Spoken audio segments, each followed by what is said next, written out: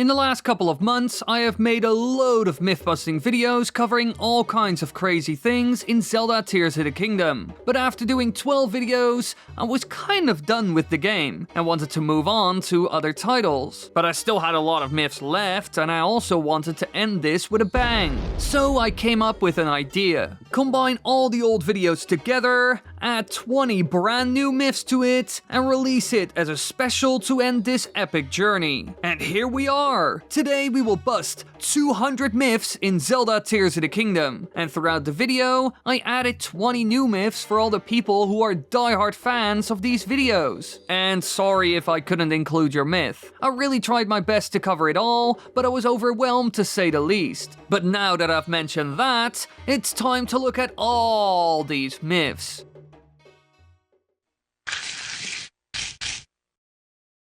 Now to start this video off, we will look at something that was actually first seen in Breath of the Wild. In that game, getting around can be a bit tricky until you get a Master Cycle 0. Well, unless you use horses. But, I personally didn't. Instead, I used a trick known as whistle sprinting to get around Hyrule incredibly fast. Now this is a trick where the player combines Link's whistling ability together with constant mashing of the sprint button. And by doing this, you could effectively sprint forever. And this, combined with the climbing, made getting around very easy. However, is this still in Tears of the Kingdom? Or did Nintendo patch this out? Well, sadly enough, it is gone. As you can see right here, when I tried to pull it off, it is a waste of a lot of stamina, and it isn't really working. So sadly enough, whistle sprinting is gone, which makes getting around harder. But hey, at least we can build crazy machines now.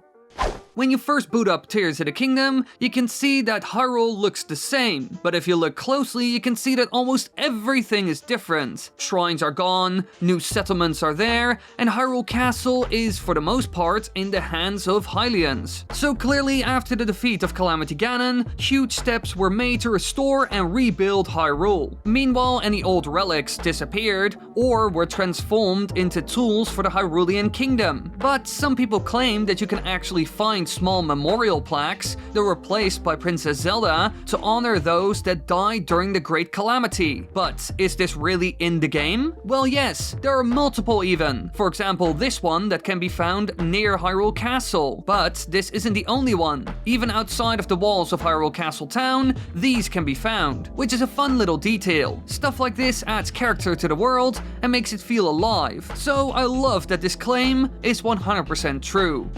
On the starter island, where you first get your Zonai powers and learn how to use them, you are allowed to really play around with many new concepts that the game has to offer, just like the Great Plateau did in the previous game. And as you can imagine, many people love this. And one mechanic that is seen a lot is rails that you can ride on with a minecart, or ride on with a hook. But quite quickly, many people, including myself, found out that you can also fuse a minecart to your shield. By doing this, you can easily shield surf down any hill, and this alone already makes it a great option. However, can you also grind down rails by using this minecart shield? Well, yes, and this is another way of using these tracks. This way you can get around easily, especially if the rails go down, allowing you to gain momentum. So in general, fusing a minecart to your shield is the perfect way to shield surf both on grasslands as well as many other terrains. So in general, fusing a minecart to your shield to improve your shield surfing is a really good idea. Now it's clear that traveling in this new Zelda game is very important. The world is huge after all, and certain tricks like whistle sprinting can't help you anymore. And so people had to come up with new tricks to get around as fast as possible. And so some started to wonder, can you pull out a wing mid-air and then travel to your destination using it? Well, yes, but it is hard to pull off. This is called the mid-air hoverstone trick, and in order to do it correctly, you need to do 3 simple steps. First, you get up in the air, then you pull out a wing. Now, as soon as you get out of the menu, you pull out your paraglider immediately. And at that point, you just need to have your timing right, so you can jump on the wing. As you can see, it requires some good timing, but when pulled off correctly, you can travel a lot further than you normally could.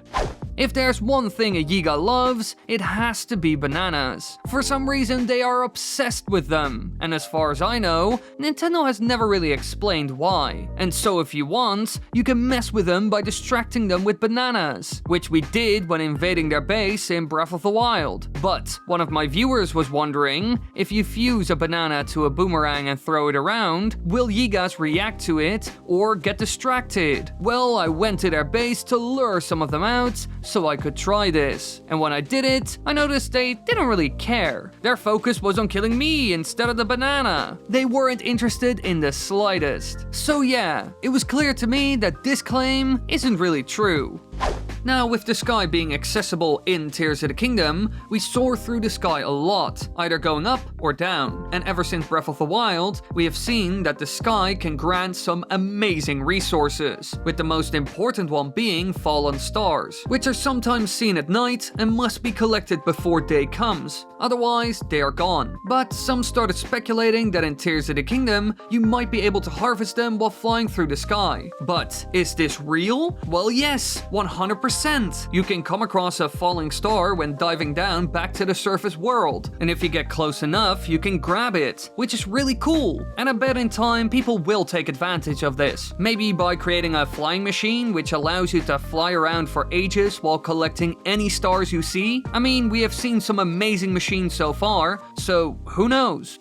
Now, fusing is one of the best new features they have added to a Zelda game in ages. It allows for so many creative things, like the minecart that I mentioned earlier. However, you can add many other things to it as well. And so some people came up with an interesting idea. What happens if you combine your shield with butter, which can sometimes be bought from merchants or travelers? Now, in cartoons, something like this would allow you to shield surf more easily, with the butter creating a smooth ride. But does this even work? Or will you fail miserably? Well, sadly enough, this stuff doesn't work whatsoever. In the end, you will just waste a bunch of butter and fall many times. So sadly enough, this game doesn't completely follow cartoon logic.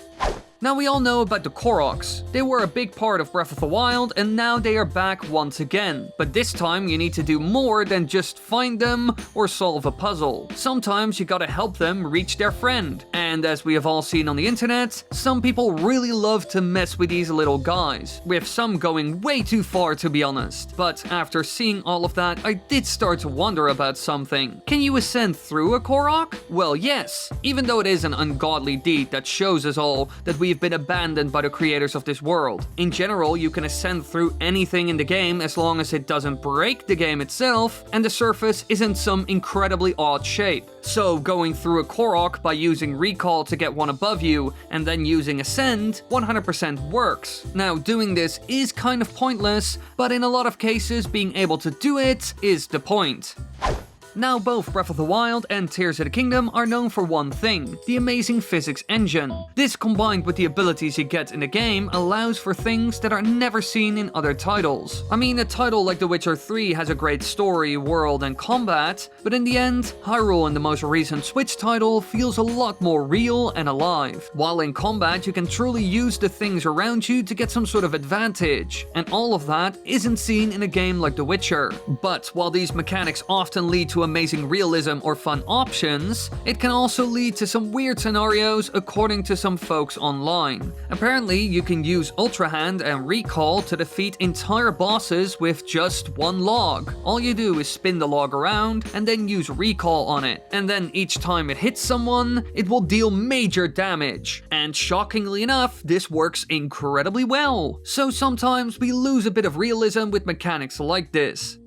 Ever since the game came out, people have been experimenting like crazy. Everyone is trying to create the strongest machines, or the best weapon combinations. And one that I came across that was apparently a very good idea is combining a boomerang with some sort of explosive. This way you can get a great explosive weapon that you can throw from a distance, and if you miss, you can catch it and try again. But does this really work? Well, yes, although there's one massive drawback to this stuff. If you throw it and miss, you have to catch catch it. Because if you don't, it will land close to you and immediately explode, which will most likely lead to death. But if you're fast enough and catch it, you can throw it again, which is something no other throwable explosive allows you to do. So there are advantages, but also brand new dangers! Haha, great!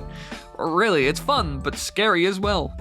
Before the game released, we got a little gameplay demo from Nintendo where they showed off the tutorial area. And here we saw some of the very first fuse ideas. And one that is worth its weight in gold is the arrow and Key's eye combination. Using this, you can always get a headshot as long as you shoot in the direction of your target, which is incredibly handy as you can imagine. Personally, I love to use them when fighting the new Stone Talus bosses that have those bokoblins on top of them. However, I saw that some people even added them to their vehicles, and people in the comments claimed that it would allow you to decide direction. But does this really work? Can you use Key's eyes when you don't have a steering stick on hand? Well, after some testing, the answer seems to be no. The only reason why the vehicle moves in the direction of the eyes is because of the weight, because the exact same thing happens when you put flint on it, or any other object really. So the eyeball doesn't seem to have a specific effect here. It doesn't guide you like it does with the arrow, so this one isn't true at all. Now, a couple of minutes ago, I talked about how you could pull out and use a wing in the sky, allowing you to travel so much further. However, are there other tricks that can help you traveling using a wing? Well, yes, and one that works uses recall in an interesting way. For example, you're somewhere in the sky and want to pull out a wing. In a lot of cases, this is tricky without a runway. If you just throw it over the edge, you will most likely lose it. And the tipping over the edge strategy also rarely works. But some people online have come up with the perfect solution, using recall to position your wing. As you can see right here, you just put it where you need it and then you put it on the ground again. Then you just stand on it and use recall, and let go at the right time so you can easily fly away without any blunders. This is a small thing, but it works incredibly well. One thing I noticed as soon as the game dropped is that many Nintendo fans are a bit, nuts. Within days, the internet was flooded with videos of everyone doing horrible things to the poor Koroks of Hyrule. And within no time, people started to claim that you could also get rid of these buggers forever. But can you actually kill them in the game? Well, after trying again and again and again, I would say the answer is no. No matter how hard you hit them, no matter how many explosives you throw at them, they cannot die. Which can be a blessing when you're trying to move them. You can be quite rough with them. So this myth is 100% not true. They seem to be immortal beings that would be terrifying if they weren't so nice. In this video, we looked at a couple of wing tricks so far, but according to the internet, there's another one. As we all know by now, when you take out a wing and fly on it, at some point it will disappear, and so you are limited in a way. But is there a way to get around this? Well, yes, and it's called Infinite Glide, and actually 100% works. All you do is get your hands on a number of wings, and then you combine all the excess ones together in a line using Ultra Hand. At that point, you just grab them and fly off. And once the wing you're standing on almost runs out, you have to do one thing. Connect the others to the one that is almost spent, walk up onto the next one, and detach any others you have. Now, by repeating this process, you can travel incredibly far without a problem. Heck, when you run out of wings, you can even paraglide to get a bit further. So while you might think at first that this simple trick wouldn't work, or that it would be a pain to pull off, it's actually quite simple and really effective. Now, this next one is insane. When I heard about it, I thought, nah, this doesn't work whatsoever. This will go wrong in some way, shape, or form, and so it's an absolutely useless trick. But in the end, it turns out to be true. Now, if you're a big Zelda fan, I bet you know about that one scene from the Zelda cartoons where Link launches himself into the air using a shield and a bomb. It is a classic scene, and for a long time you couldn't do this in the games whatsoever. But when Tears of the Kingdom came out, people started wondering if you could pull it off now. And so they combined a shield with a bomb and jumped on it by shield surfing. And surprisingly enough, it actually works. You will fly up into the air, and the enemies around you will be damaged, and Link is completely fine. Heck, the shield even survives, and so you can do this trick multiple times, which is even more surprising. So this is anything but a myth. We can finally bomb jump everywhere, which is exactly why this is a standard part of my loadout in the game. You never know when you need to bounce after all.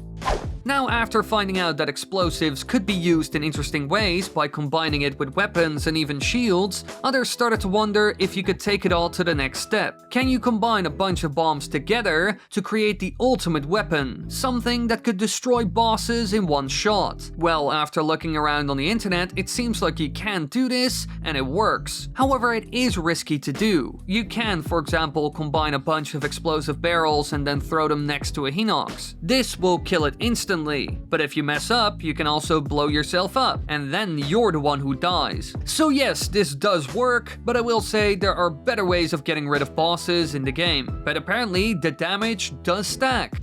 Bokoblins are funny creatures. They can do weird things when you're watching them, but as soon as they see you, you're in for a fight. And once you end up in a battle with them, they will do anything to kill you no matter what. Even if they are disarmed, they will start to punch you or throw rocks at you, even though both are quite ineffective. But someone in my comments said that you can actually send the rocks they throw back by attaching a spring to your shield, which sounded fun, and so I confronted a Bokoblin with my special new shield, and as soon as he started throwing rocks, I could see that it worked. The spring fired them right back, and when he tried to punch me, the spring would deal with that as well, which means that this claim is true.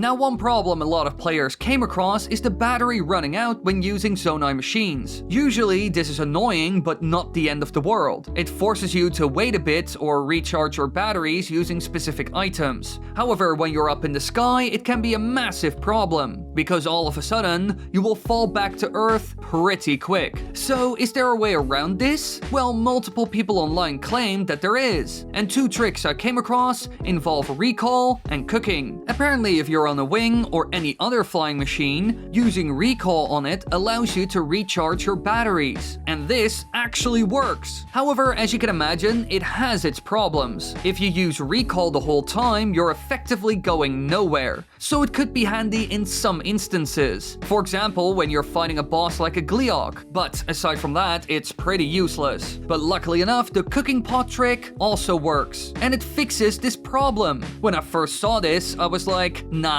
impossible. But it works. If you add a cooking pot on your vehicle, you can use it to recharge your battery. Just cook a meal and the game will kind of freeze in place. But meanwhile, your batteries will recharge, allowing you to get a lot further. And personally, I love that these claims are 100% true.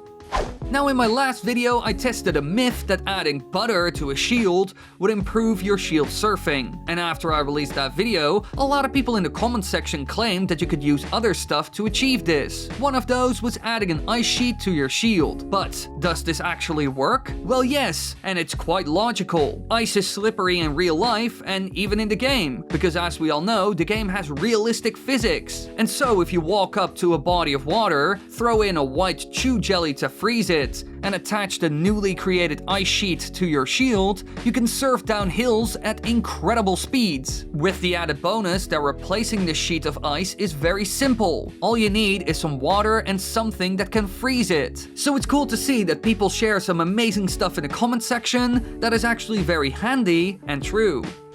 Now, when making vehicles in the game, you sometimes run into the problem that what you created is anything but stable. And so with every turn or hard brake, you will fall over, and so you need to get back on it, which can be a bit of a pain. I have had this problem many times when making a simple Segway type vehicle, but according to some, there is a solution. Apparently, if you add a stabilizer, it will actually keep the vehicle in line and it's impossible to tip over or roll. And after testing it in the game with this cool bike, I can tell you it 100% works. Hell, sometimes it even works too well. I ended up drifting way more than I normally would because I got almost no feedback from the vehicle itself that I was oversteering. So it almost works too well, but at least now I will never fall over again and it barely uses any power.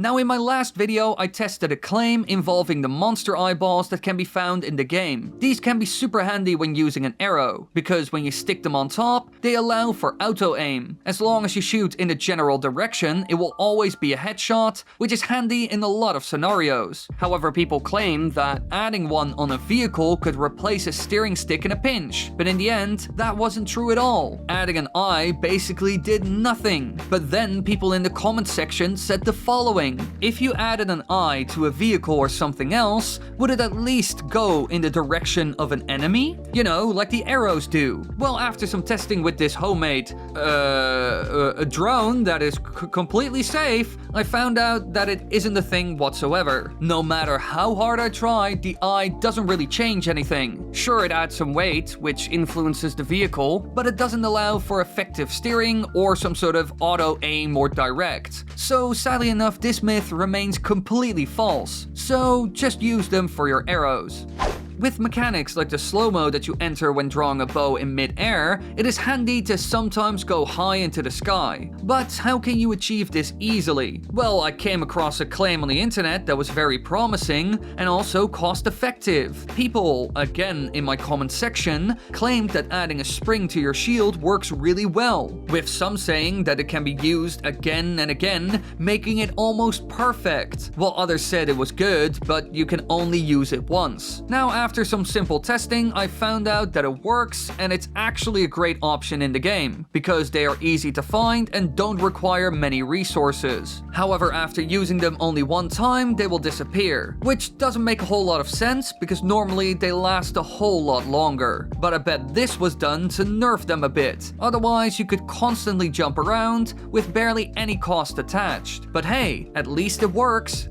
In the game, you have a couple of different loadouts when it comes to weapons. 3 basically. Two-handed spears, other two-handed weapons like hammers or swords, and a one-handed weapon combined with a shield. However, I came across claims that you could also dual-wield 2 one-handed weapons. But this is impossible, right? Well, yes, it isn't in the game at all. You can't do this no matter how hard you try. But there is a way to sort of achieve this. Because if you combine a blade or something like that with your shield, you can deal damage with a parry. Now personally, I thought that this would be completely useless, but actually it's great when you use elemental weapon parts. This way you have a shield that can freeze enemies with a simple parry, or electrocute and disarm them. Meanwhile, you aren't exposing yourself to any kind of counterattack, so it's a really safe strategy as well. It's something I had never thought of before, but you can do it. Sure, it isn't dual wielding, but it's close.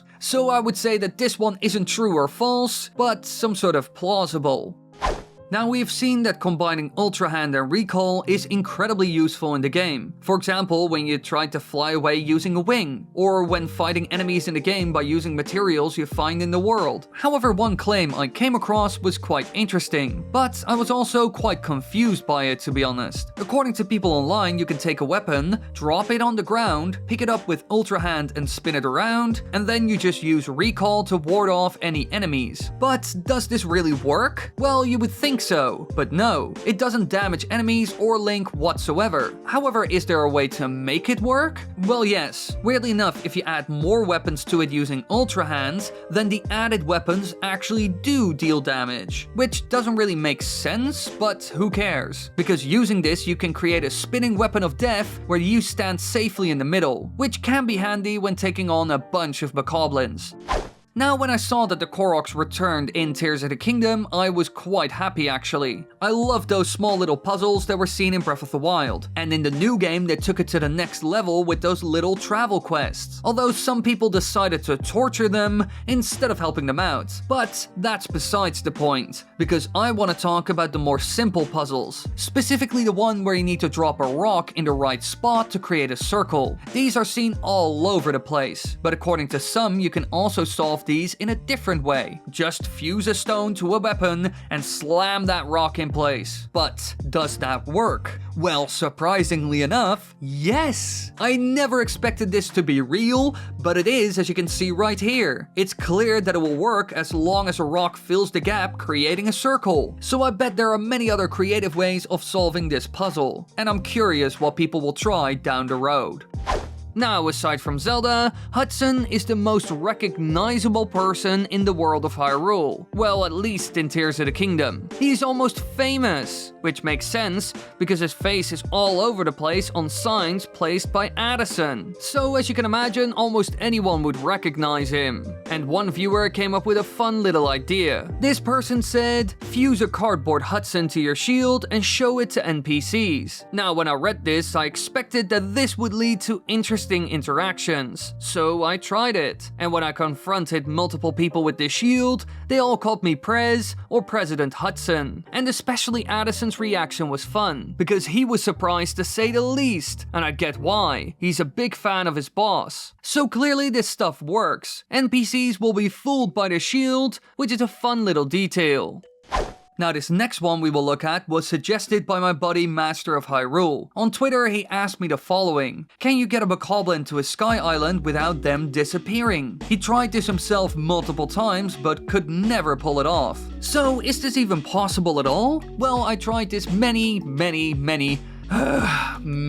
times, because as you can imagine, working with bokoblins is pretty tough. They aren't really willing to get on some sort of weird airship after all, so I had to freeze them. Now usually I failed completely, but a couple of times I was able to actually get them into the air. But each time I ran into the issue that either the bokoblin would mess up, or my zonai tech would completely run out and I couldn't go high enough. So while I never saw the bokoblin actually despawn or something, it seems impossible due to the limitations of the zonai technology. In the end, I couldn't pull it off. The only option that seems possible to me is using one of the rocks that fall out of the sky to transport the bokoblin up into the sky. But even then, getting him on one of the sky islands is impossible almost. So while it might be possible theoretically, in practice, it will never really work. Now, all of us at this point have probably seen the new bubble frogs. They are often encountered in caves, and finding them is quite fun actually. And as some of you might know, if you collect the gems they drop, you get some really good rewards when you hand them in. However, one thing I personally always wondered about is, can you actually get rupees from this as well? I mean, when you take out a bubble frog, we can see that a bloopy spawns and runs away. So if you shoot those, do they drop rupees just like all the others found in the world of Hyrule? Well, sadly enough, no. They don't drop anything when you shoot them, which you can clearly see here, which is a bit odd. Normally, you always get rupees from them, but not this time, and I'm not really sure why. Now, before the release of Tears of the Kingdom, I made a video talking about what would be possible in the game. Specifically, what items would do if you fused them with an arrow. And one that I talked about is the courser bee honey. In the game, when you try to collect these, you will always get harassed by the bees that live inside of it. So if you combine it with an arrow, shield, or melee weapon, it releases bee hell on your enemies, right? Well, yes, this one is 100% true. It works exactly as I expected before the game even came out. Now sure, it isn't the most effective attachment, but it could be useful to create some sort of distraction. However, aside from that, I don't see any use for it, to be honest. But still, it's cool to see that it's possible.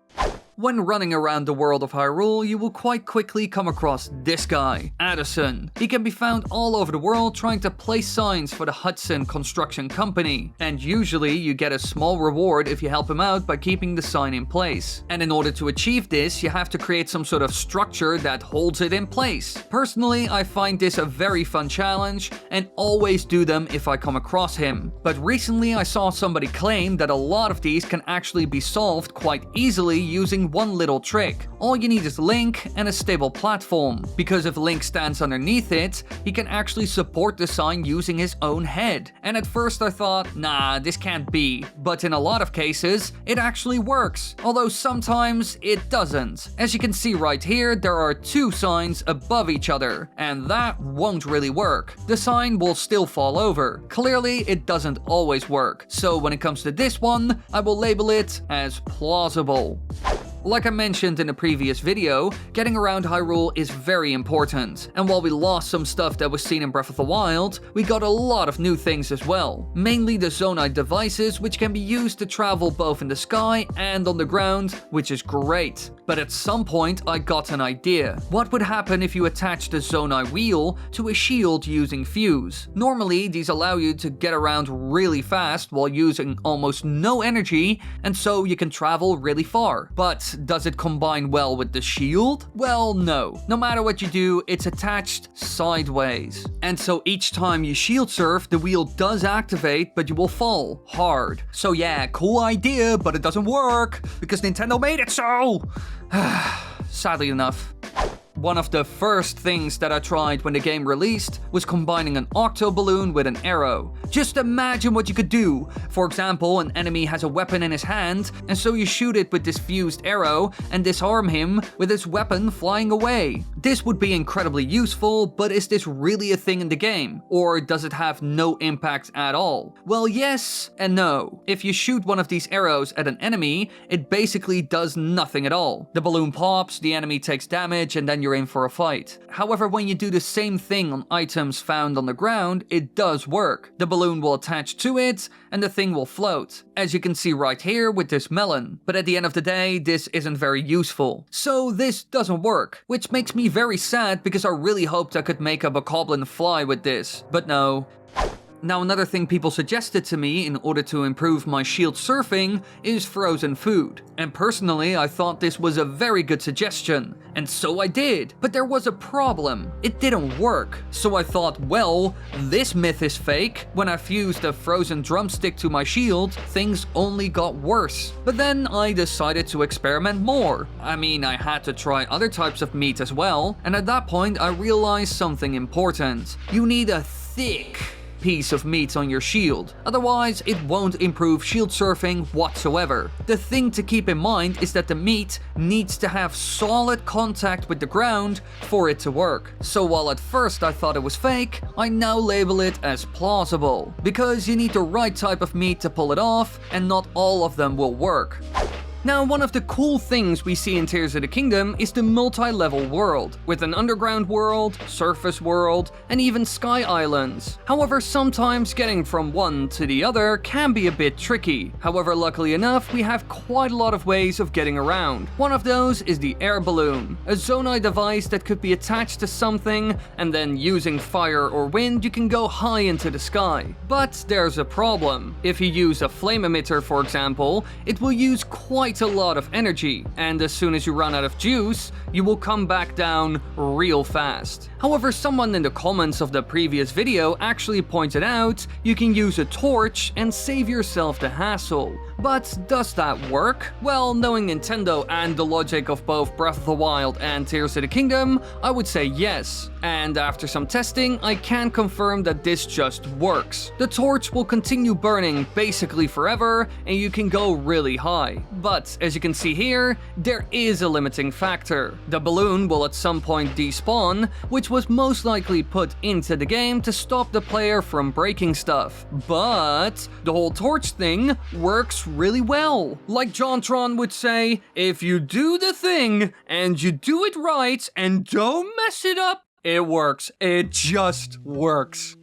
Alright, here we go. The most requested thing from the last video. Can a bokoblin reach a sky island? This is something I tested in the last one and I failed in my quest. However, it seems like it is possible. Now, I tried a couple of times myself and got really close once, and I didn't even use the bokoblin mask. I used a rock that had fallen from the sky, added some platforms, and then reversed it while the bokoblin was on it. This was a plan that was suggested by somebody in the comments, but for some reason the bokoblin just took damage constantly and died. And I also found out that I wouldn't have gone high enough. Now, I will admit I tried this like a million times, and each time I couldn't pull it off. However, someone else did. I was originally challenged by Master of Hyrule, but I wasn't the only one. He also asked Thorion, and where I failed, he succeeded. Actually, he made a small video on how to achieve all of this, and as you can see right here, with a bit of effort, bokoblins can actually reach sky islands. So clearly, this whole myth is true, which is pretty crazy. And again, shout out to Thorion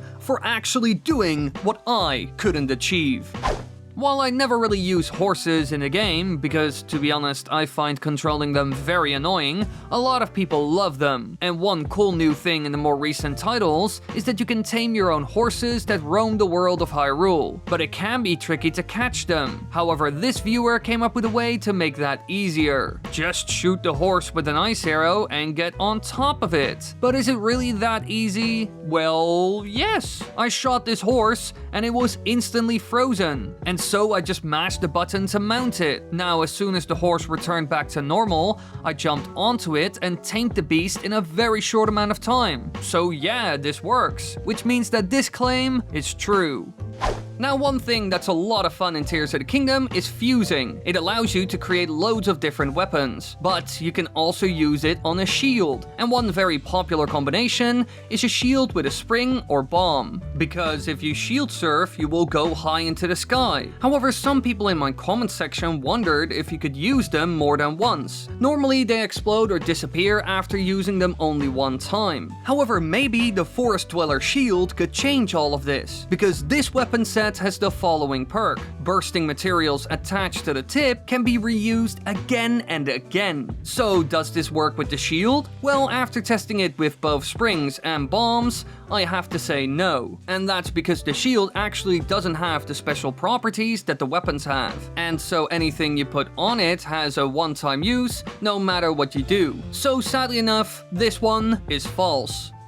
Now, at the end of the day, you can fuse a million and one things to a shield, and one of my favorites is elemental stuff. It allows for some great combat moves, but people in the comments section wanted me to try something different. Something that would be an expensive mistake. What happens if you fuse a Gleeok part to your shield? Now, obviously, you can use it to damage enemies with a shield bash, like any other elemental item. But some people also claim that it would deal damage when you block. But is this really true? Well, no. Sure, when you bash with the shield, it is extra aggressive and works well, but when you block, nothing really happens. So at the end of the day, you are better off sticking an elemental choo-choo jelly on your shield. Sure, it only works once, but it is a whole lot cheaper than wasting loads of Gleeok parts. One thing I noticed a lot in the comment section is that people have a weird fascination with boomerangs. A lot of people wanted me to do all kinds of things with them, and one claim stood out. Someone said that you can't throw a boomerang anymore if you attach something that's too heavy. And that makes sense. At some point, the thing won't fly anymore. I mean, the fact that a boomerang even works is magic. However, is this really a thing in the game? Well, I decided to test it using both a normal rock and something utterly massive like a piece of Sky Island.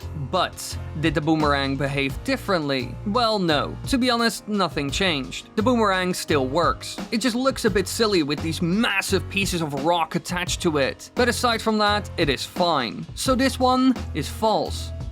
Food. We all need it. Without it, we will die horribly, starving for days before the hell finally ends. However, in Tears of the Kingdom, that's not a problem. But that doesn't mean food is useless. It's actually crucial. Without it, you will die quite quickly because man oh man, some enemies deal loads of damage. But some of the good food items can be quite annoying to collect. One of those is apples, because they are in a tree. So you need to knock down the tree or climb into it to grab them one by one. In the end, there are many ways of doing it, but all of them require a bit of effort. However, according to someone in the comments, there's a faster way of doing it using Ultra Hand and Auto Build. If you combine a bunch of apples together, then that will be saved in your Auto Build menu. And now, the next time you come across an apple tree, you just use Auto Build, and magically all the apples will come to you, and it requires no zonai at all. But does this work? Well, yes, and it's very easy and incredibly effective. This is actually an amazing trick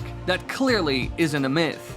One thing we have experimented with a lot so far is octo balloons, because they have some unique properties. I mean, they can make anything float. Well, that's what you would think at least, because as we have found out in the previous video, not everything works. And today we will look at another octo balloon myth, and this one was suggested by one of you in the comments. What happens if you combine a shield with an octo balloon and give it to an enemy? Does he fly up into the sky when he uses it, or does something special happen? Well, after trying this with a moblin, I found out rather quickly that nothing really happens. Sure, the balloon pops, but that's kind of it. Really, nothing is happening here, and I just wasted an octo balloon. So yeah, this one is false. Now, as mentioned before, people love boomerangs for some freaky reason. And I mean, I kind of get why. You can put an amazing item or something elemental on it, and then just throw it at a bunch of enemies. Or with a bomb, you can throw an explosive that's reusable if you miss. However, in my last video, I got a good comment. One that made me really curious as well. In Tears of the Kingdom, updrafts are very useful, mostly when using the paraglider. However, does this affect a boomerang? Would it fly up higher into the air or something? Well, after some testing, I sadly found out that nothing happens. The boomerang just flies normally. The updraft doesn't affect it in any way. It just goes and comes back. So this one is sadly enough false. When running around the world, there's one character you will come across again and again. Addison, a man on a mission. A mission to put up a load of signs, and the player can help him achieve this. Now, some people say that he is just boring filler, but personally I quite like the small engineering puzzles. You have to use materials that are found all around you to keep the sign in place, while Addison ties it down. And of course, some people in the comments section claimed that they found the perfect way to solve these puzzles. And one person claimed that using a hoverstone is the best way of holding one of these signs up. Now, hoverstones are zonai devices that stay in place when activated. And so you could put it below the sign and it will keep it upright. But does this really work? Well, yes, it actually works incredibly well as long as you position it correctly. Although sometimes you have to add some extra bits here and there. But most of the time, you can do it with just a hoverstone. So this one is true.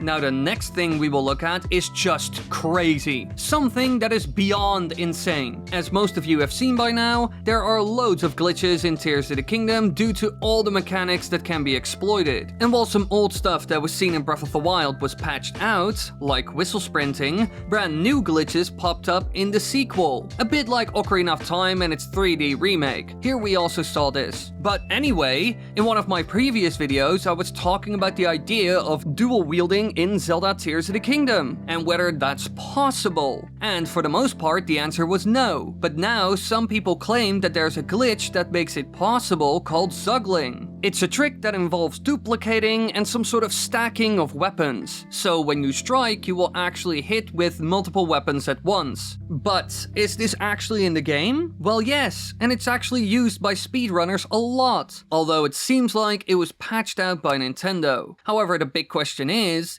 this really dual wielding? Well, I guess? You can see that Link has two weapons in one hand. Now, this isn't exactly what I had in mind, but technically, Link is holding two or more weapons at once, so I guess this myth is sort of true. Now, one downside of the Nintendo Switch in 2023 is that the device is quite weak, which can lead to some performance issues and lackluster graphics. However, the biggest problem in my opinion is the render distance. You can create a vehicle and it will quite quickly despawn if you walk away. But are there ways to prevent this? Well, yes. Star fragments work really well for this at night, however not during the day sadly enough. So there must be something better, right? Well, according to the comments in the last video, there is. A viewer said that adding a Gleok part to something would stop it from despawning when you walk away for a bit. However, after testing, it turns out that this isn't true at all. And as soon as it's out of sight, the game will basically get rid of it. So it seems like the only trick to prevent despawning involves a star fragment, while these Gleok parts do basically nothing. So this myth is false.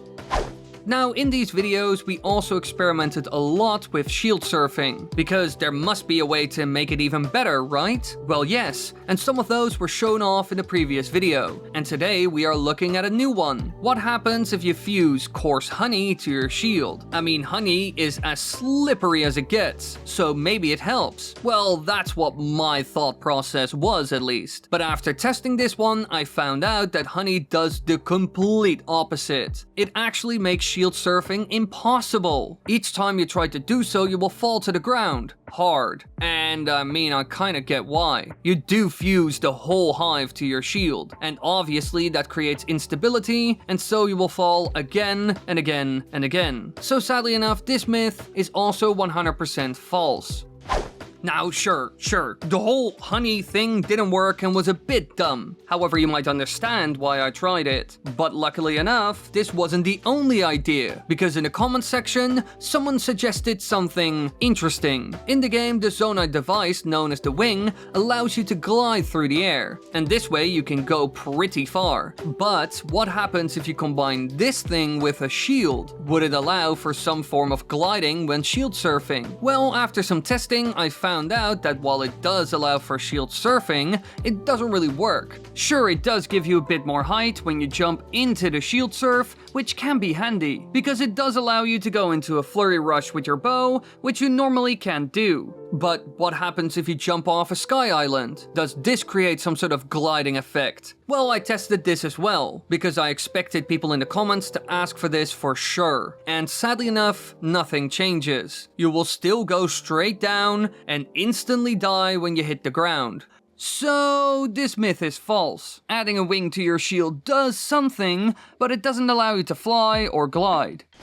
Now, in Tears of the Kingdom, you will come across a number of new enemies that weren't seen in the previous game, and one that is beyond terrifying and hard to deal with is the Gloom Hand, an actual demon that tries to draw you into the underworld. Now, most people use either ice or bombs to deal with them, and for the most part, this works really well. But it could always be better, and so after looking into claims in the comment section, I found a good one. A claim that makes a lot of sense and would save us an immense amount of effort as well as resources when fighting Gloom Hands. Apparently, if you put a Sundelion on your arrow and shoot a Gloom Hand with it, then they will disappear. As you can imagine, this would be incredibly useful. However, after some testing, I have to say it's fake. Sure, the arrow does damage, but it doesn't kill them instantly or deal enhanced damage. But maybe one day, we will find an incredibly effective way of beating them.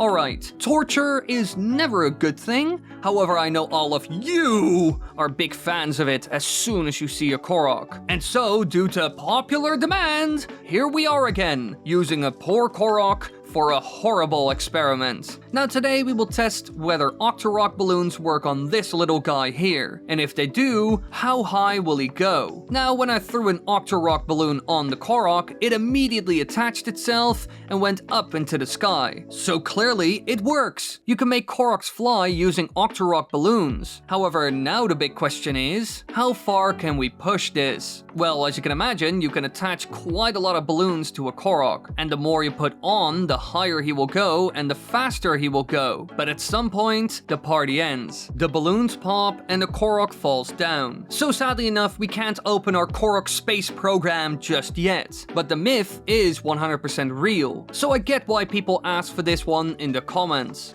Aside from the small creatures roaming the land like bokoblins, there are also gigantic monsters in the world of Hyrule. Bosses that are big and bad, with the Hinox, Stone Talus, and Malduga being a good example of this. And someone in the comments mentioned a fun way to mess with the Malduga boss, and all you need is Sidon's water shield. Because apparently, if the monster tries to eat you with the shield activated, it will bug out the game, and Link will be unharmed. But does this really happen? Well, it seems like that this isn't the case anymore, which could be due to updates. Sure, you don't take any damage, but the boss doesn't swallow you, and Link doesn't bug out due to the ordeal. So it could be that this claim was true once, but now it isn't anymore, which made me a bit sad.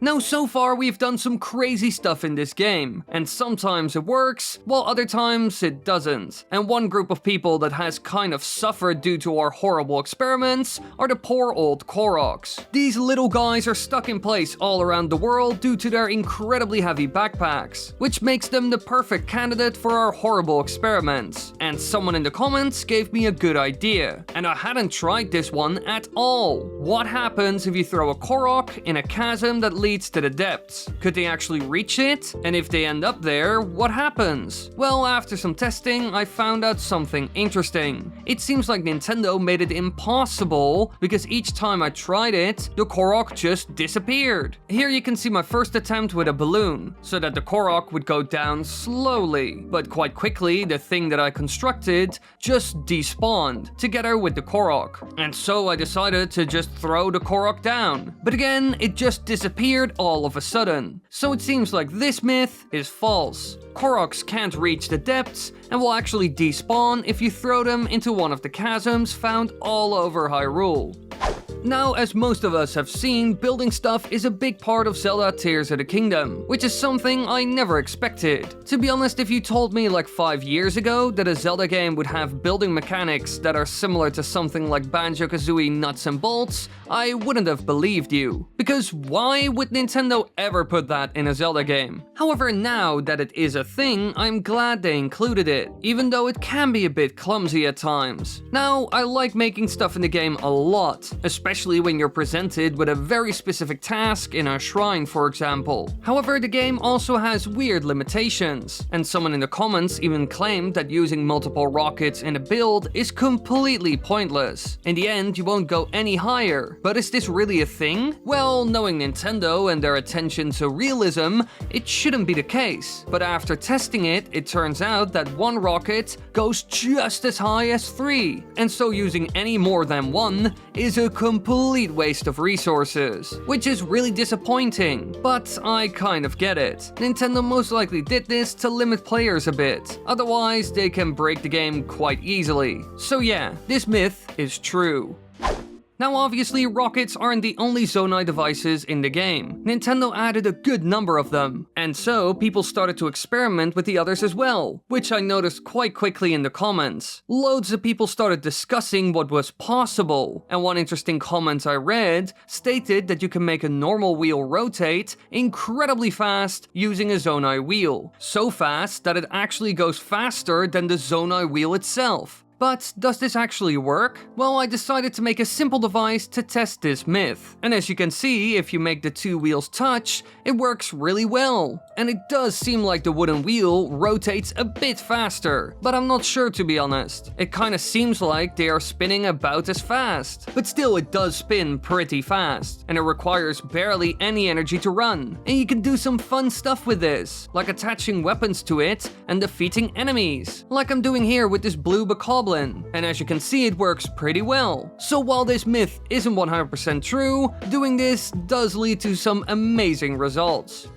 Now, one of the first fuse options we saw was the Key's Eye. Using these, you can create homing arrows that always result in a headshot. This was shown off before the game was even out, and I have been using this a lot in the game. It is so useful when fighting a boss like a Gleeok, but at some point I started wondering about something. Do elemental Key's Eyes have an elemental effect aside from the homing effect mentioned earlier? Well, personally, I had no idea, and in these videos I tried to add stuff for new players as well as more experienced ones. So I decided to try it out. I hadn't seen anyone do this so far, and after testing I found out that they do. When you shoot an arrow with a fire Key's Eye, it has a strong elemental effect, way stronger than the new fruits that you can find. So these, combined with something like a multi-shot bow, could be incredibly handy when fighting a Gleeok. Personally, I will be farming these the next time I'm fighting elemental enemies or bosses. And this means that this myth is true.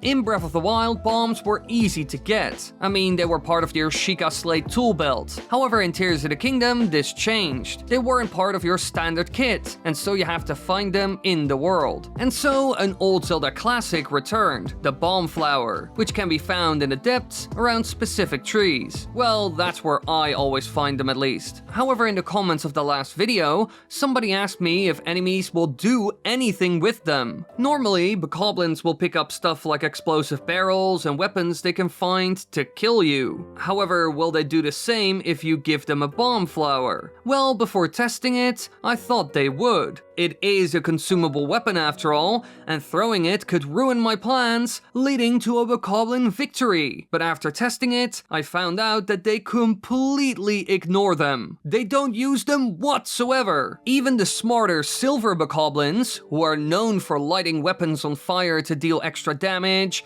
and picking up explosive barrels, didn't do anything with them. Heck, this one is even unarmed and decided to throw rocks instead of the two bomb flowers right in front of him. So surprisingly enough, this myth is false. Bokoblins won't use bomb flowers whatsoever, only explosive barrels, which is really odd. In the last video, we tried something that could save us a lot of effort as well as resources, defeating Gloomhands using only one item. But I won't spoil what we did. If you want to know, you gotta check out the previous video after we're done with this one, because we are once again testing something on the Gloomhands. Do Dazzle Fruits or Bright Blooms deal extra damage or kill them instantly? This one was once again suggested by someone in the comments, and it's certainly a good one. And so I went to my favorite Gloomhand spot on the Great Plateau to give this one a go. And what happened was interesting. The Bright Bloom did nothing. Sure, the arrow did damage, but the flower itself didn't do anything. And then I decided to try a Dazzle Fruit. And while it does stun the Gloomhands, which can be very handy, it doesn't deal any extra damage, even though it does look like it. And so sadly enough, this myth is false. While these items are amazing sources of light, they won't deal damage to Gloom whatsoever. When exploring the world of Hyrule, you can use multiple different things to get around, mostly horses and zonai devices. However, the shield surf is still a very popular option, especially when you need to go down a mountain. But now with the fusing ability, you can improve the shield surf even further, which I showed off in the previous video. But after that video, I started thinking, sure, ice works really well, but what happens in the desert? As we all know, both Breath of the Wild and Tears of the Kingdom are pretty realistic games.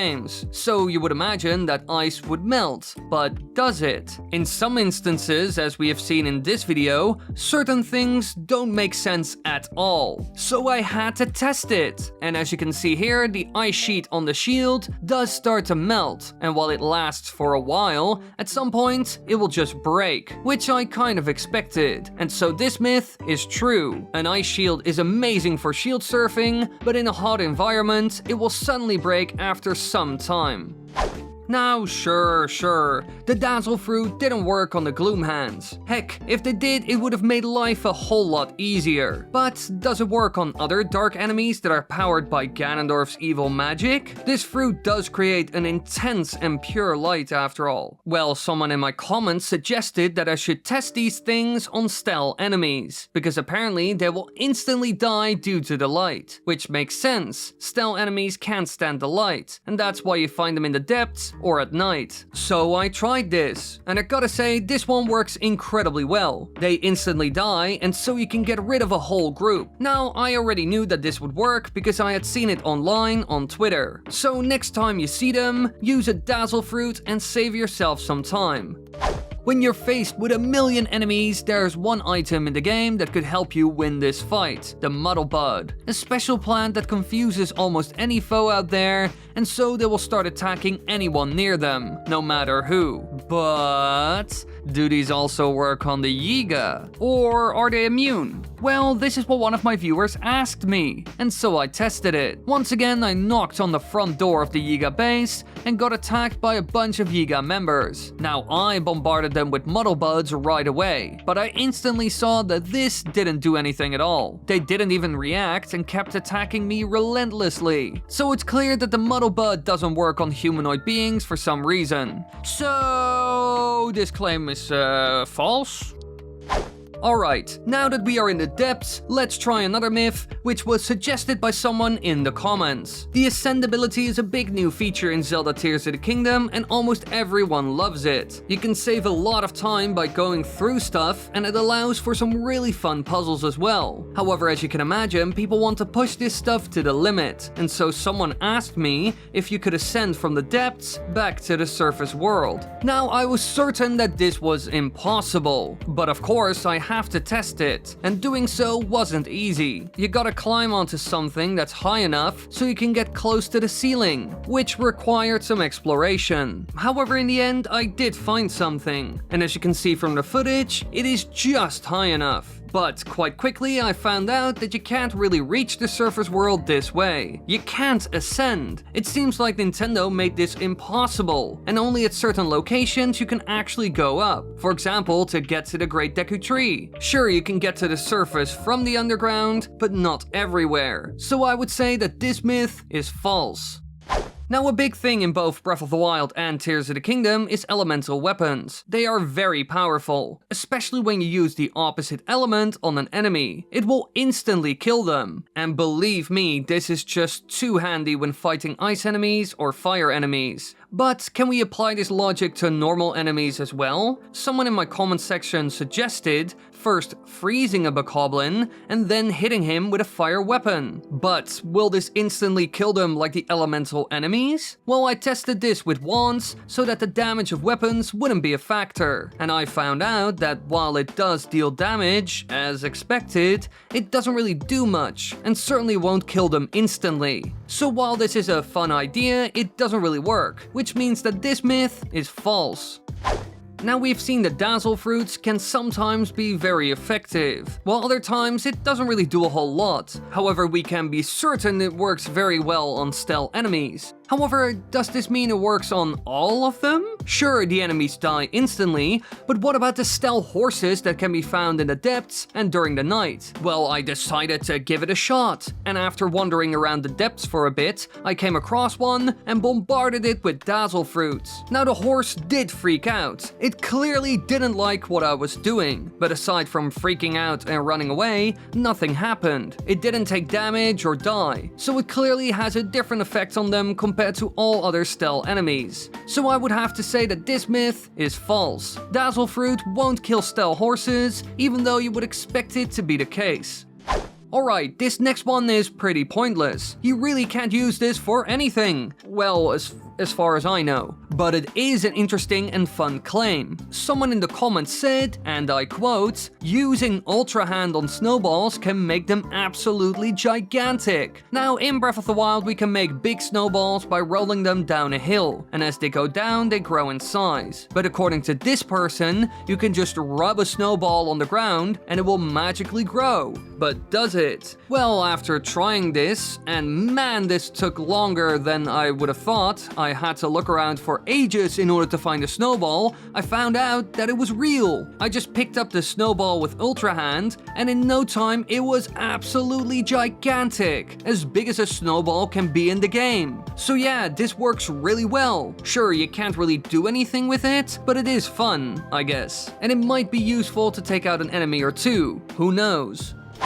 In the last video, we looked at how boomerangs behave when you attach certain things to them, especially heavy objects like stones, because someone in the comments suggested that something like that could mess with its ability to fly and come back. However, after some testing, it seemed like it would fly well no matter what you added or how big it was. But then, viewers in the comments claimed that a stone talus heart would actually affect the boomerang. So I had to test this, of course. And so I decided to find one of those stone behemoths to give it a shot. And after some testing with both a big and small boomerang, I could see very well that the stone talus heart was messing with their flight. Each time it would fall to the ground instead of actually getting back to me. So yeah, the stone talus heart really is too heavy for a boomerang, while something like a gigantic boulder is completely fine. Which is, weird, but it does show that the myth is true.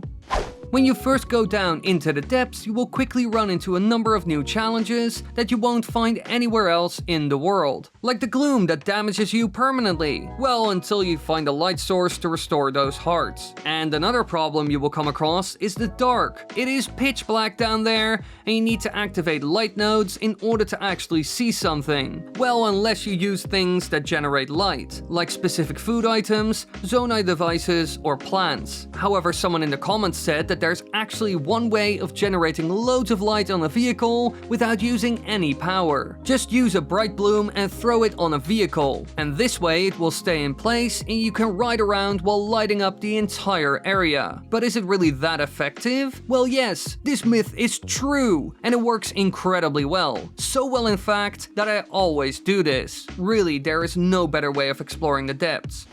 Now we've tested a lot of things today, and now we are down to the last one, and it involves a boomerang. In the previous video, which you can check out after we're done with this last myth, we covered a number of boomerang myths, some true and some false. And today we will look at another one that was suggested by a viewer, and when I saw it, I was surprised as well as curious. He said that attaching a rocket to a boomerang and throwing it will make it go super fast, and after reading that, I had to give this one a shot, because I was especially curious if it would still act like a normal boomerang, which means that it would fly in an arc and would come back to you, but this time it goes a lot faster and further due to the rocket, and I really hoped that this would work, but I found out that this isn't the case whatsoever. I threw the boomerang and it just flew forward at an immense speed, and then it was gone. It fell into the water and didn't come back, which was very disappointing. And sure, the claim made by the commenter is true, but it doesn't behave like a boomerang anymore, which makes me very, very sad. When all of us first entered this new version of Hyrule, we noticed quite quickly that everything from the previous game, Breath of the Wild, is gone now. The Guardians, shrines, ancient Sheikah tech, all of it is gone. Well, that's what we all thought at least. But after some exploration, we were able to find some things here and there. And one piece of Sheikah tech that can be found is the ancient blade. A weapon that is normally found on the very tip of an arrow, but this time it can be used on almost anything. And so someone said, what happens if you connect it to a Korok weapon? Will it act as a one-hit obliterator? Which was a weapon that was seen in the previous game, which basically kills any enemy in one hit. Well, I decided to test this. So I got a Korok sword that had the right perk, and after attaching the ancient blade to it, I went out to look for a victim. And as you can see, it is very powerful, but sadly enough, the special perk of the Korok weapon has no effect, and so the ancient blade can only be used once. After that, it just disappears. So sorry, Demonia39, this myth is false. In Breath of the Wild, certain elemental weapons and items were very useful when fighting enemies. For example, to cool down or heat up a stone talus so you could climb on top, or to instantly take out certain enemies. However, some features were missing, but luckily enough, Nintendo did add them in the sequel. You can now throw items, which is incredibly useful, but at times you are missing stuff. Specific fire or frost items that could be crucial in your journey. So, is there a way to solve this? Well, maybe. I wondered if you could change a choo-choo jelly to whatever element you wanted, and so I decided to test this. I took some choo-choo jelly and bombarded it with different things like ice and fire fruit, which actually changed the elemental attributes of the jelly each time. And you could even change a whole bunch of them at once using only one piece of fruit. Now this is incredibly handy when you need a specific type and you're low on resources. And it also means that this myth is true.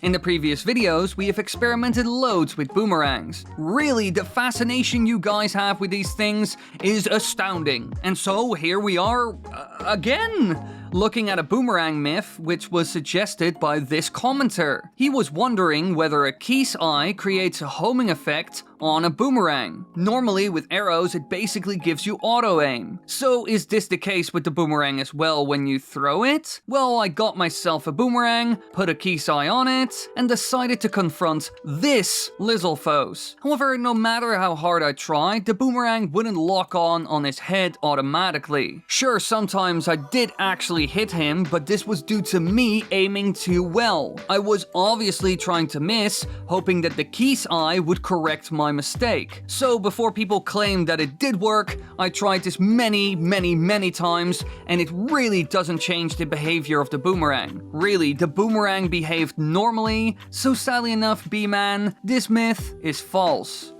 We have attached a lot of things to shields in order to find out whether they will help you with shield surfing, because as many of you know by now, a lot of things do improve your shield surfing ability, which can be super handy, and this viewer came up with a new one to try. He said that maybe choo-choo jelly could help with this, because it's kind of wet and slippery in a way, and so I decided to give it a shot. But when I tried to shield surf, I could see that this wouldn't work. It popped, and then nothing really happened happened, and it certainly didn't make my ride any smoother. So yeah, it's clear to me that this claim is false.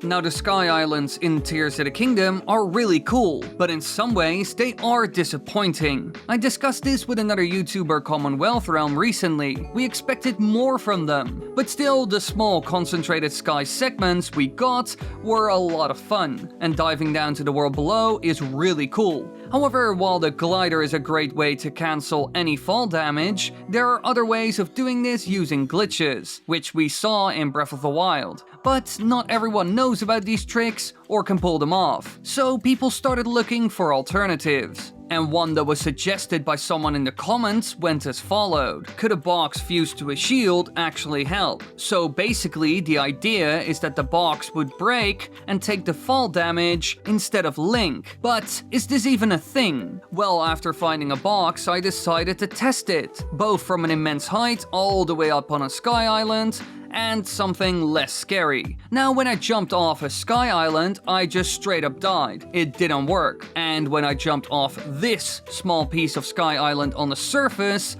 I also died. I even tested whether it would lower fall damage, but it doesn't. So, Neon Pancake, I appreciate your submission, but I gotta admit, this myth is false.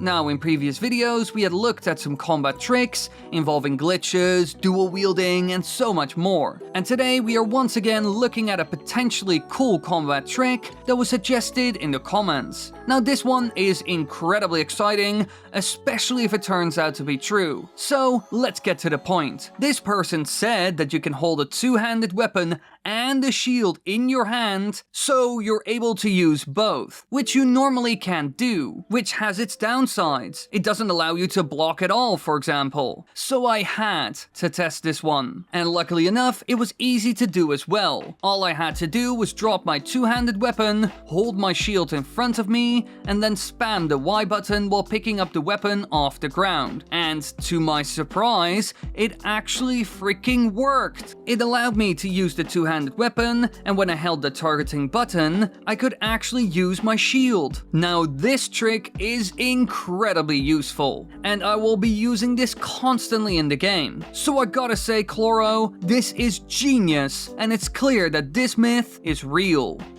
Fusing allowed for a lot of new things, special weapon combinations, new tactics, and even new forms of travel. And we all use that in the game. For example, shield surfing with a piece of ice attached allows you to go much further. However, what happens if you give one of these fused items to a bokoblin? Will they do anything with it? Well, just to chill for you, ask me in the comment section what an enemy would do with a rocket shield. Because normally, if you have one and hold it in front of you, then Link will shoot up due to the rocket activating, which can be really handy in both combat and when you want to reach high places. So will the same happen to a bokoblin? Well, after giving this fellow over here a rocket shield, I found out rather quickly that the answer is no. He will just use the shield like normal, and the rocket does absolutely nothing. So sorry, just too chill for you, it doesn't work, which means that this myth is false.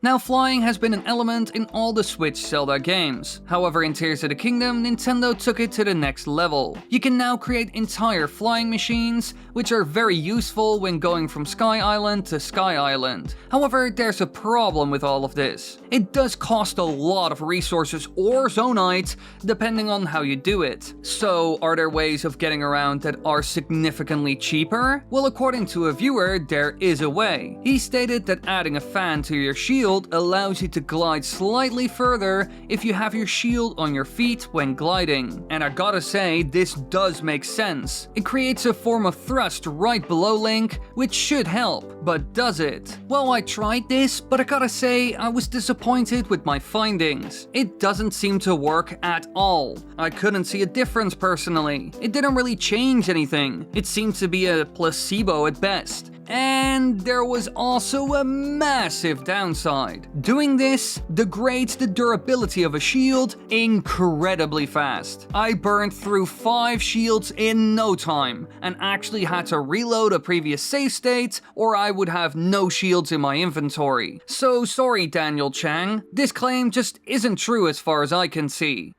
And here we are again, another boomerang myth. Really, if it keeps going on like this, I gotta make a dedicated boomerang video. Now, this time around, we will be combining a boomerang with a wing, which was suggested by this comment. According to Andrew, the boomerang will go faster and further this way. And so I created this special weapon and gave it a shot. And I immediately found out that it works very, very, very, very well. The thing almost breaks the sound barrier. And compared to a normal boomerang, the difference is clear as day. So I gotta say, Andrew, I didn't know about this, and it's cool to see that this myth is true.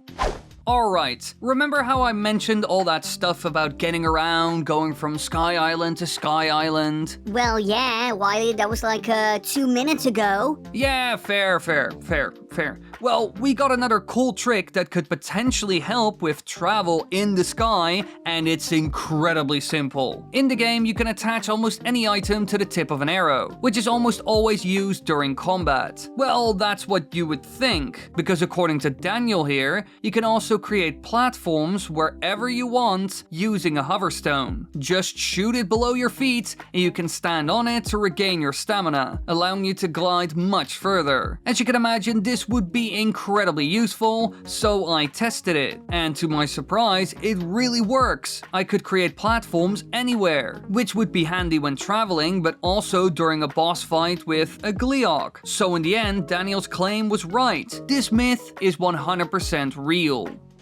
When Breath of the Wild released, we got to see and experience a bunch of new things, and one of my favorite new weapons was the 8-fold long blade, a Yiga weapon with a weird mystic power that allowed it to literally cut through air, and so it shot out some sort of wind slash, and personally I love this. It really reminded me of the great Helix sword from Majora's Mask, you know, the one that the fierce deity has? That thing was sweet, and now in Tears of the Kingdom, this thing returns. However, now we can fuse it with all kinds of things. And according to the real Cocoa Media, you can give this weapon cool elemental powers. If you add a fire or frost Lizalfo's horn to the sword, then the air slash will actually have these powers. As you can see here, the sword creates a gigantic air and fire slash that sets everything ablaze, which is so cool that it blew my mind away when I first saw it. So yeah, this myth is true, and thank you so much for sharing this, because I absolutely love it.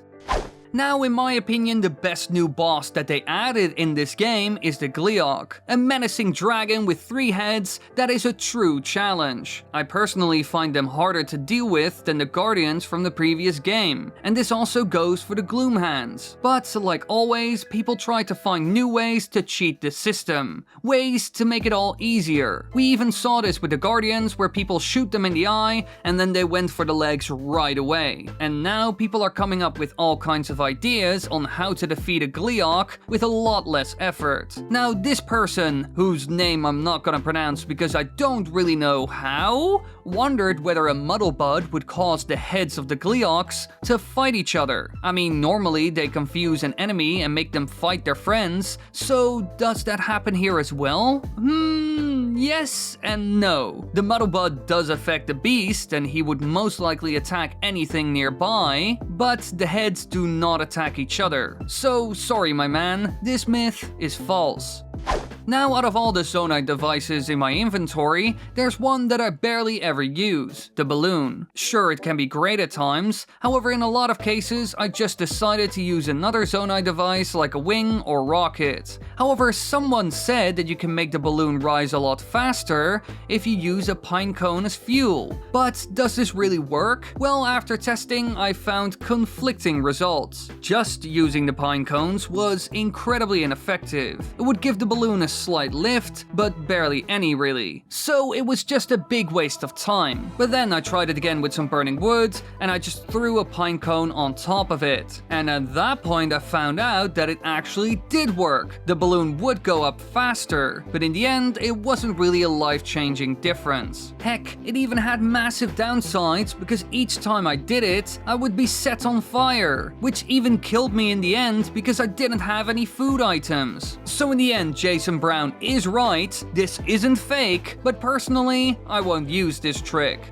In this video, we have tested multiple things that would supposedly improve the gliding in the game, either allowing you to get further or reach places more easily. And now we will look at another one. This commenter, whose name is another one I will not attempt to pronounce to save myself some embarrassment, said this: does a shield with an attached wing while on your back give an aerodynamic effect, similar to the wingsuit that's in the game? Normally, this armor allows you to have more control when diving down to the surface world. You can cover great distances without needing the glider, and it even cancels fall damage if you upgrade it, which is really handy. But can a wing attached to a shield achieve the same thing? Or does it basically do nothing? Well, here you can see footage of me jumping with and without it, and as you can see, nothing really changes. I don't have any extra control, and when I finally get to the ground, I just die. So yeah, it doesn't really do much. Sure, the idea was great, and I get why I was recommended to try this, but sorry, this myth is sadly enough false.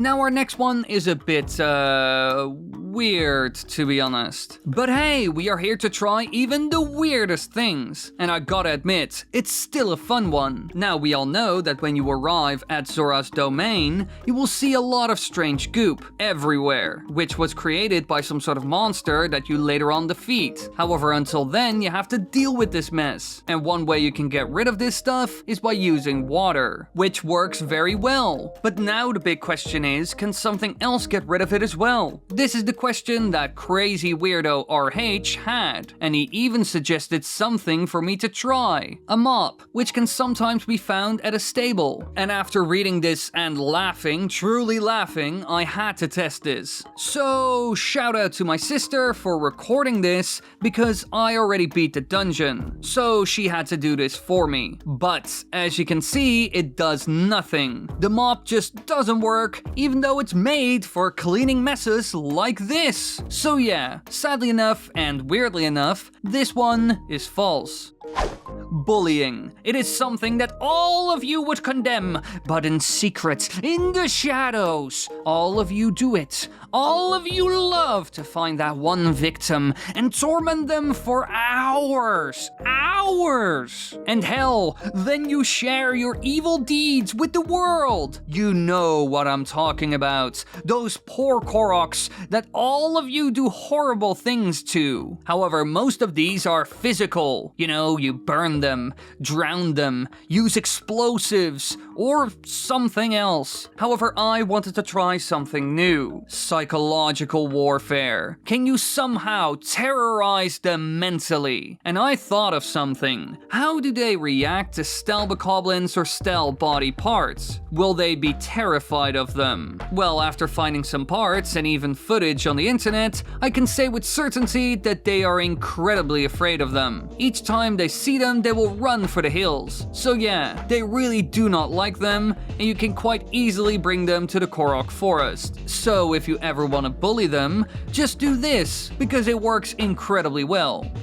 Now this next one would be incredibly handy, if it's real, because this viewer said that you can put other things in the Zonai gacha machines. For example, other Zonai parts, not just charges. But is this real? And could you put anything into it then? Well, I needed some parts for this video, so I decided to test it, because I was there anyway. When I threw in the Zonai weapon parts, I got some Zonai parts, but not a lot of them, to be honest. But when I threw in Bokoblin horns, they just rolled back out of the machine, and I got nothing. So clearly that doesn't work. So while this claim is true, you can't just throw anything into it. Only Zonai related stuff works.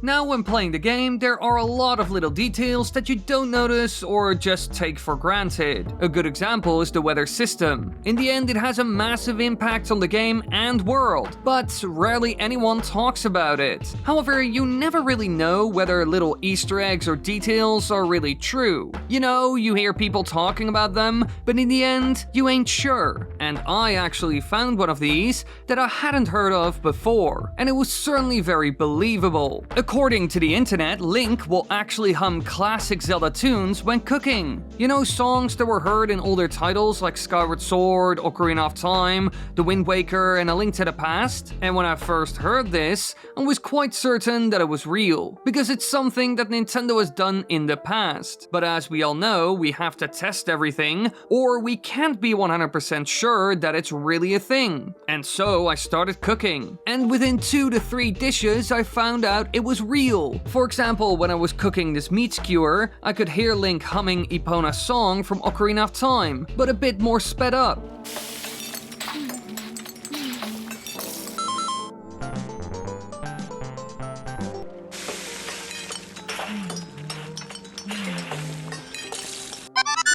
And during the next dish, he was humming a short section of the main theme of Skyward Sword. I even heard Link's Awakening when cooking my bright cap mushrooms. So even music from less popular titles can be heard. So yeah, this little detail is truly in the game, which is really cool, especially because music is so important to the franchise as a whole. In the last video, we covered a myth that was requested by many. Can you ascend from the underworld to the surface world? And no, we aren't talking about those specific spots that were made by Nintendo. You know, like the one below the Great Deku Tree? We really are talking about ascending through the ceiling. And in one of the previous videos, I debunked this myth. But people claimed that it really was possible, and that I didn't test it correctly or enough. So I decided to give it another shot to put this one to bed. And so I was on a mission, and I used hoverstones to achieve my goal. Now after some messing around, I finally got up there and tried to ascend through the ceiling. But quite quickly, I found out that I just couldn't. Even though the surface world above me was fine, there was nothing in the way preventing me from ascending upward. So I decided to try this again in a couple of different spots as well. But again, I noticed that I couldn't ascend upward. So yeah, as far as I know, you can't just ascend anywhere. You need specific places, which Nintendo put there on purpose. So this myth remains false. Now, when I went through the comments, I came across one claim that was a bit odd, and I was immediately convinced that it was fake. It sounded like a joke, you know, something to mess with me, but I still wanted to try it. MarkMC9 said that the blue sand seal teddy in Ryu's room had the highest knockback power in the entire game when fused to a weapon. According to him, it would send enemies into the stratosphere, which I was incredibly skeptical of. And so I went to her bedroom and found out that you can actually fuse those things to your weapon. I even expected that that was fake. Now, after doing so, I had to test it on enemies, and this silver moblin was the perfect victim. I hit him hard again and again, and as you can see, he went flying each time. So yeah, this plush really works. Now, it doesn't produce the most knockback possible because it seemed like a spring worked even better, but still, it is cool to see that this is even possible. So I would say that this myth is true. After finding the previous myth and testing it, I was open to almost anything really. I mean, to be honest, I thought the previous one was 100% fake and posted just to mess with me. And this next one was even weirder and harder to believe. But I had to give it a shot at least once. MarkMC9 made another claim. He said that fusing a bow to a weapon makes it sound like a harp or guitar. And since he was right the last time, I decided to try this. However, I found out that it was a complete lie. This stuff doesn't work at all. The weapon doesn't make a different sound or anything. So yeah, obviously fusing a melee weapon and a bow isn't the best idea and actually a waste of resources. And this myth is false.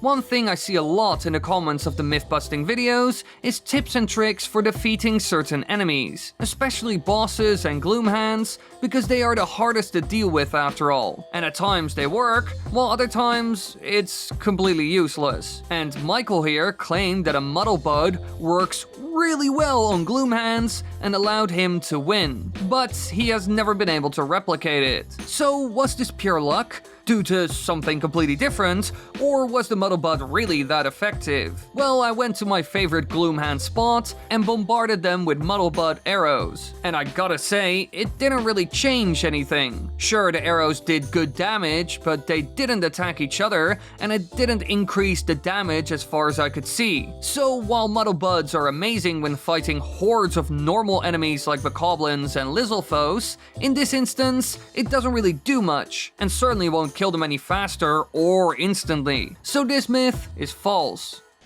In Breath of the Wild, we were thrown into a completely new version of Hyrule, and so sometimes we needed some guidance. And Nintendo did include little design elements that push you in the right direction. I mean, most people went to the Zora dungeon first for a reason. However, there were also certain characters in the world that acted as some sort of guides. And a good example of this is Cass. He was a traveling bard who helped you solve certain puzzles or shrine by sharing ancient songs or riddles. And almost everyone who played the game absolutely loved him. He's like a living ASMR video, but not cringe. However, quite quickly, people noticed they couldn't find him in Tears of the Kingdom. So what happened to him? Well, some claimed that he wasn't in the game at all, while others said that you can actually find him. So which one is it? Well, after some research and exploring in the game, I can say with certainty that he isn't in the game at all. But he is mentioned by another character, Pen, but in the end, he doesn't tell you what happened to Cass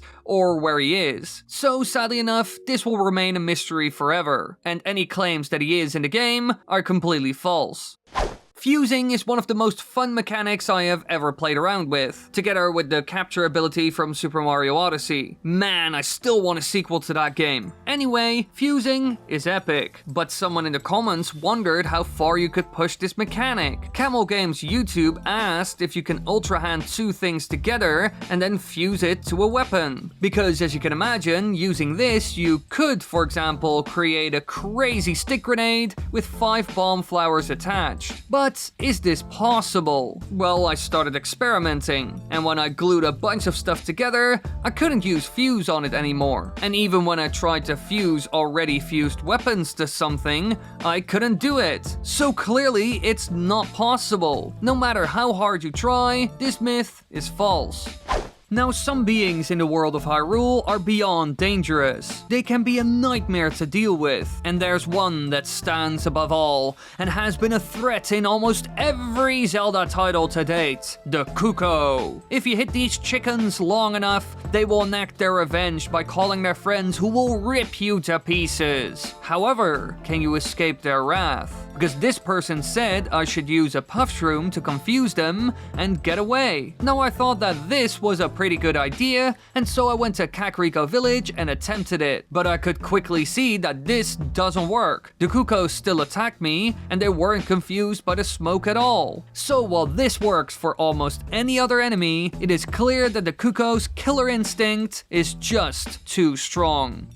Now, sometimes my editor sends me crazy videos of stuff that people do in Tears of the Kingdom, but at times I'm not sure if they are real or just some sort of mod used in an emulator like Yuzu. And our next one falls exactly in this category. Apparently, there's a glitch in the game that allows you to travel at light speed, and all you need is some wood and an item like a banana or a Kisai. But is this real? Well, I tried to pull it off in my save file, but quite quickly I found out that I couldn't get it to work. So I thought that this was nothing more than emulator shenanigans. But I decided to do some research online as well, and it turns out that it is real. It was a glitch that was patched out by Nintendo, so sadly enough you can't do it anymore. For example, here you can see somebody pulling it off when the glitch was still in the game. So while we can't zoom around at top speed now, this myth is true. One ability that is very handy in combat is Recall. Sure, most people don't use it during such scenarios, but it does work really well, especially when fighting enemies like an Octorok. But someone in the comments asked me a question that piqued my interest. We have all been bombarded by arrows at some point in the game. Enemies like bokoblins often use bows after all. But can you use the recall ability on arrows so that you can kill the archer who sent it towards you? Well, who knows? I had never tried this, so I decided to test it in a very controlled setting. All I did was shoot an arrow, and then I would walk up to it to try and use recall on it. But each time, it didn't work. Other items like thrown melee weapons work completely fine. But no matter what I did, arrows couldn't be targeted by the recall ability. So sorry, Phoenix Hack, this one is false. But it was certainly an interesting one that was worth trying.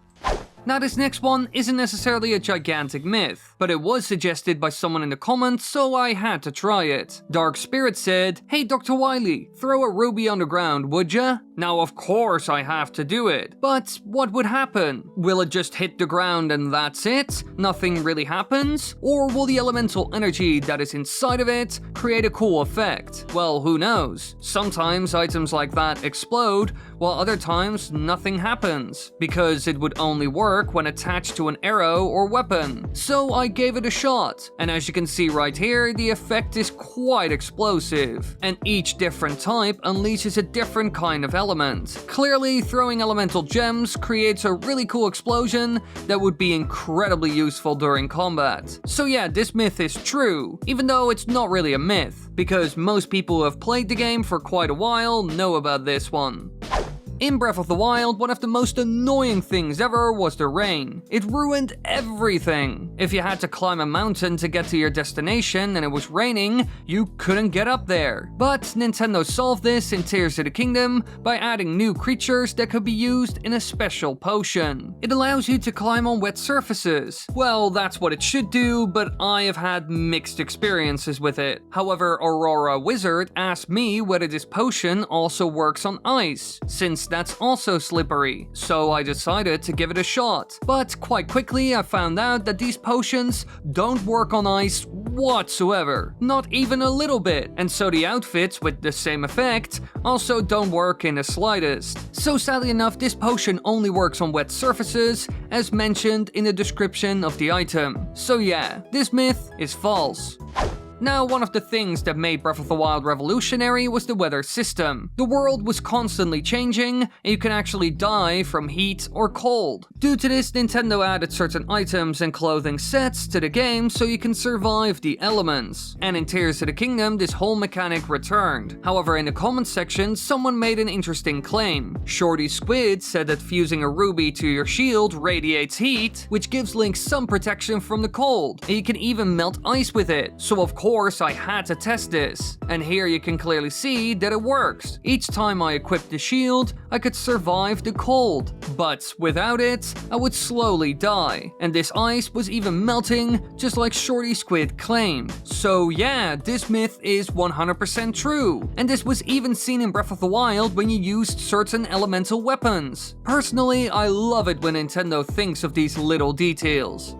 In the last video, I did a lot of experiments with stealth enemies, because both the Bokos and horses don't like the new Dazzle fruits. However, after covering that stuff, people in the comments wanted me to test one last thing. What happens if you throw a Dazzle fruit at a Stelnox, the undead version of a Hinox, which can sometimes be found in the game? People wanted to know if it would kill it instantly, stun it, or do nothing at all. So I found one and bombarded it with Dazzle fruit to see how it would react. But I found out that it wouldn't kill them instantly. So this claim is false, but it was still incredibly effective. The Stelnox was completely stunned and even fell to the ground, creating an opening so I could attack. So while it doesn't kill them instantly like it does with the normal stealth enemies, it is still really effective, which means that this myth is some sort of real, or, well, let's say plausible. Now, one enemy that has been featured in these videos a lot is the Gloom Hands. Heck, we already looked at them in this video. And now we are once again covering a myth involving these demons. Another myth that claims to make the fight easier. Duno said that when you fight a Gloom, you should use a steering stick, because when you're on it, the enemy won't attack you, allowing you to jump off of it and then go into bullet time so you can shoot them. And then you just repeat the process. However, does this work? It seems like a very simple way of exploiting this enemy. Nintendo must have tested this, right? Well, I once again went to my favorite Gloomhand spot and confronted them, using the steering stick as some sort of save haven. And as you can see, it went horribly wrong. The steering stick was destroyed multiple times, the hands could still grab me, and they would push the steering stick all over the place. So yeah, Duno, this one doesn't work. Maybe it did at some point, but I can't find any proof of it, which means that this myth is false. In the underground, you will come across enemies that have a special ability that is bad news for us. Anytime we get hit, we also take gloom damage, and so you can't recover those hearts until you have been cured from it. However, someone in the comments section suggested a solution, a way to cure these cursed beings. Dr. Pickle said that when you hit a gloom enemy with a Sundelion, it turns them into a normal enemy. But is this really a thing? I mean, it makes sense because Sundelions do fix gloom damage. Well, after shooting multiple Sundelion arrows at this gloom Lizalfos, I figured out that it doesn't do much at all. Sure, the enemy took damage, but this was due to the arrow. The Sundelion actually does nothing, well, as far as I can see, and it certainly didn't turn them back into normal enemies. So yeah, this myth is false. It's better to keep those pretty flowers in your inventory and use them to make food that will heal you fully. Death Mountain can be a dangerous place with all the lava and enemies you can find there, but there are also a lot of things to enjoy up there. For example, all the hot springs that allow you to relax for a bit and also restore your health. But one of my viewers came up with an interesting way of using these. Something that makes sense and could be handy in a pinch. Apparently, you can cook food in these hot springs. In a way, it kind of boils it. But is this really in the game? Well, I grabbed some different food items and threw them in the water to see what would happen. But after waiting and waiting, nothing really happened. Which was super disappointing because I expected this to work. However, it clearly doesn't.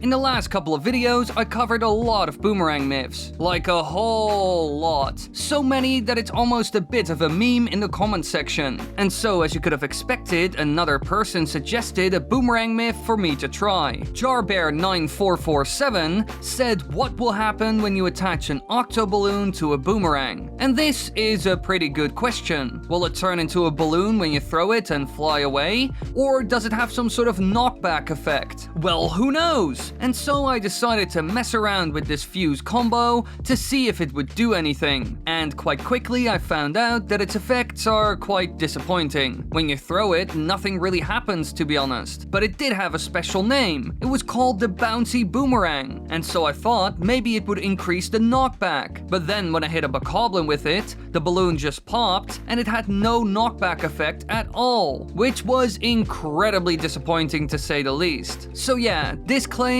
is a bust. The octo-balloon doesn't do anything really.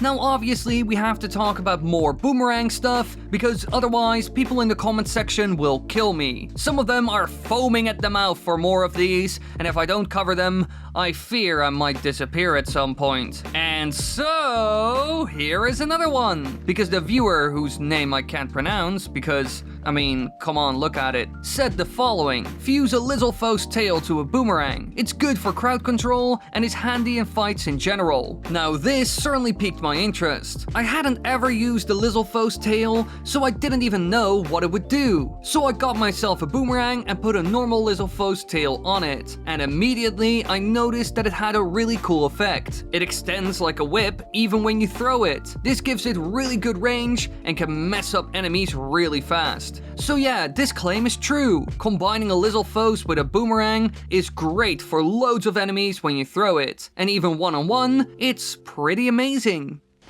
Now, when I came across this myth, I thought it was a complete lie, like there was no way it was true. But, as always, I have to test it before I can make my final judgment, because while I have been right in the past, I have also been wrong. According to Subord Death 123, if you throw a shock fruit at an electric choo-choo, it will overcharge and die in one hit without the big explosion. But will it? Well, I ventured into the desert to find out, and when I came across this choo-choo, I saw my chance. I threw a shock fruit at it, and while I missed the first time, the second one hit, killing it. But there was still a huge electrical explosion, so as expected, this doesn't really work. Sure, the choo-choo dies, but this could be achieved with almost anything since they are quite weak, and the whole explosion is still there. So really, this is kind of useless. Sorry, Subord Death 123.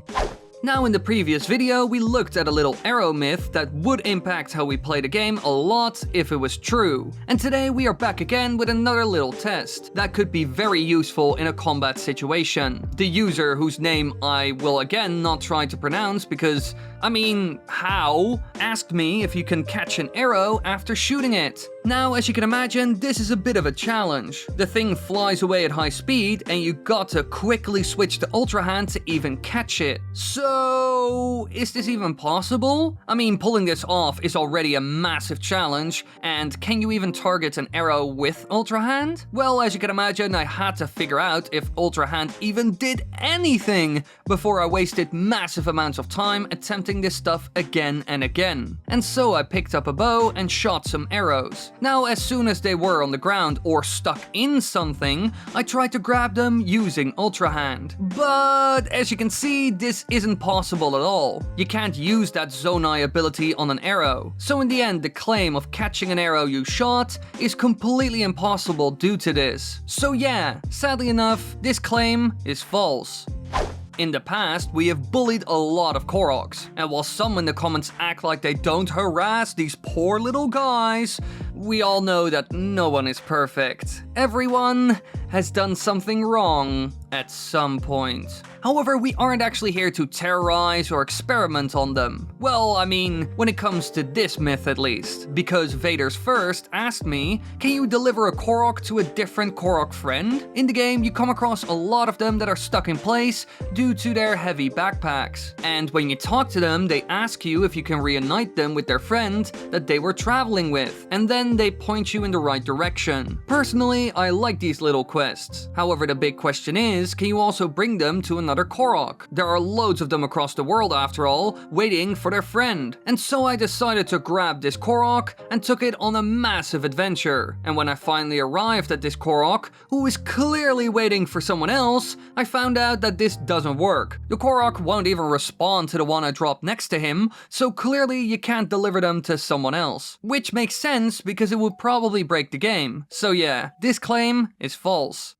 Now, this next myth kind of surprised me. It was a weird claim and I have no idea how someone came up with it. User Winterhope Azrael Dreamer said that a cooking pot attached to an arrow will destroy an ore deposit in one hit, which is an impressive feat. Normally, it takes a bit of effort to break those, unless you have a hammer or something. And so I went into the depths to test this myth. And after some looking around in one of the old mines, I found some ore deposits. Now, after shooting some normal arrows at it, I could see that those wouldn't break it, but then I used the cooking pot. Now that did the job instantly. It was quite satisfying to do and worked incredibly well. Now I don't know if this is the most efficient way of doing this, because you could also fuse it to a weapon and then bash the ore deposit. This way you don't waste loads of cooking pots. But this claim is still 100% true.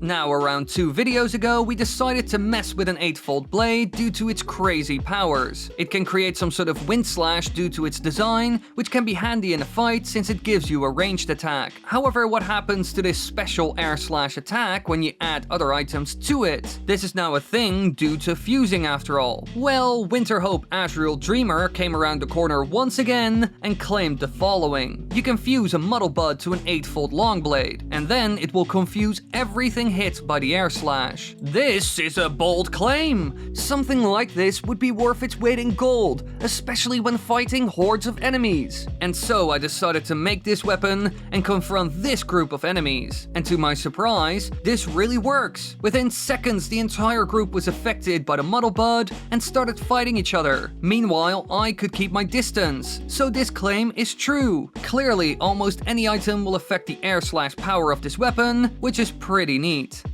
In the Gerudo Desert, you will quickly see that something is horribly wrong. Navigating is really hard, the Gerudo aren't doing so well, and there are Gyptos like everywhere. As you can imagine, this isn't a good thing, and throughout the game you try to solve these issues. But dealing with these pesky Gyptos can be hard because they only take damage when hit by lightning.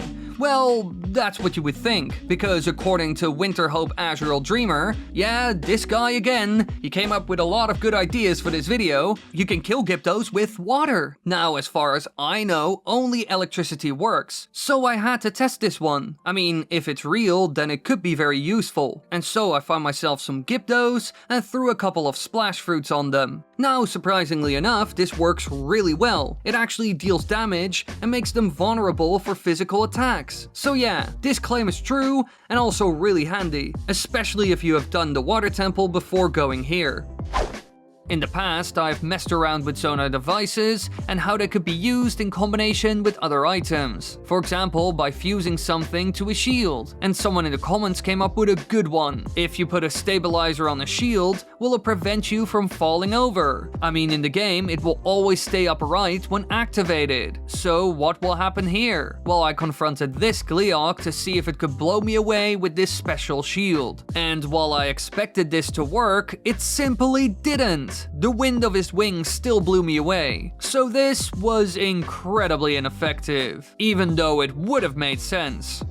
Now, 2 videos ago, we experimented with the idea of giving enemies special fused weapons to see what they would do with it. This is something I even did back in the day in Minecraft. Just trap a couple of zombies in a friend's house, arm them to the teeth, and wait for your friend to come back. This was always a lot of fun. However, in Tears of the Kingdom, we quickly found out that it doesn't work that well. A bokoblin can't use something like a rocket shield. So that's it then, right? Well, no, because as people pointed out in the comments, they don't have Zonai batteries. And so many users, including JKid1337, asked, what if you give a construct enemy a rocket shield? Would that work? Well, maybe. I mean, they can use Zonai devices, so I would say yes. And so I found this guy and gave him a rocket shield. Now, sadly enough, he didn't use it. And so I also decided to hit the rocket to see if I could activate it myself. But no, nothing really happened. So yeah, for some reason, no one can use fused items made by the player. So yeah, this claim is false.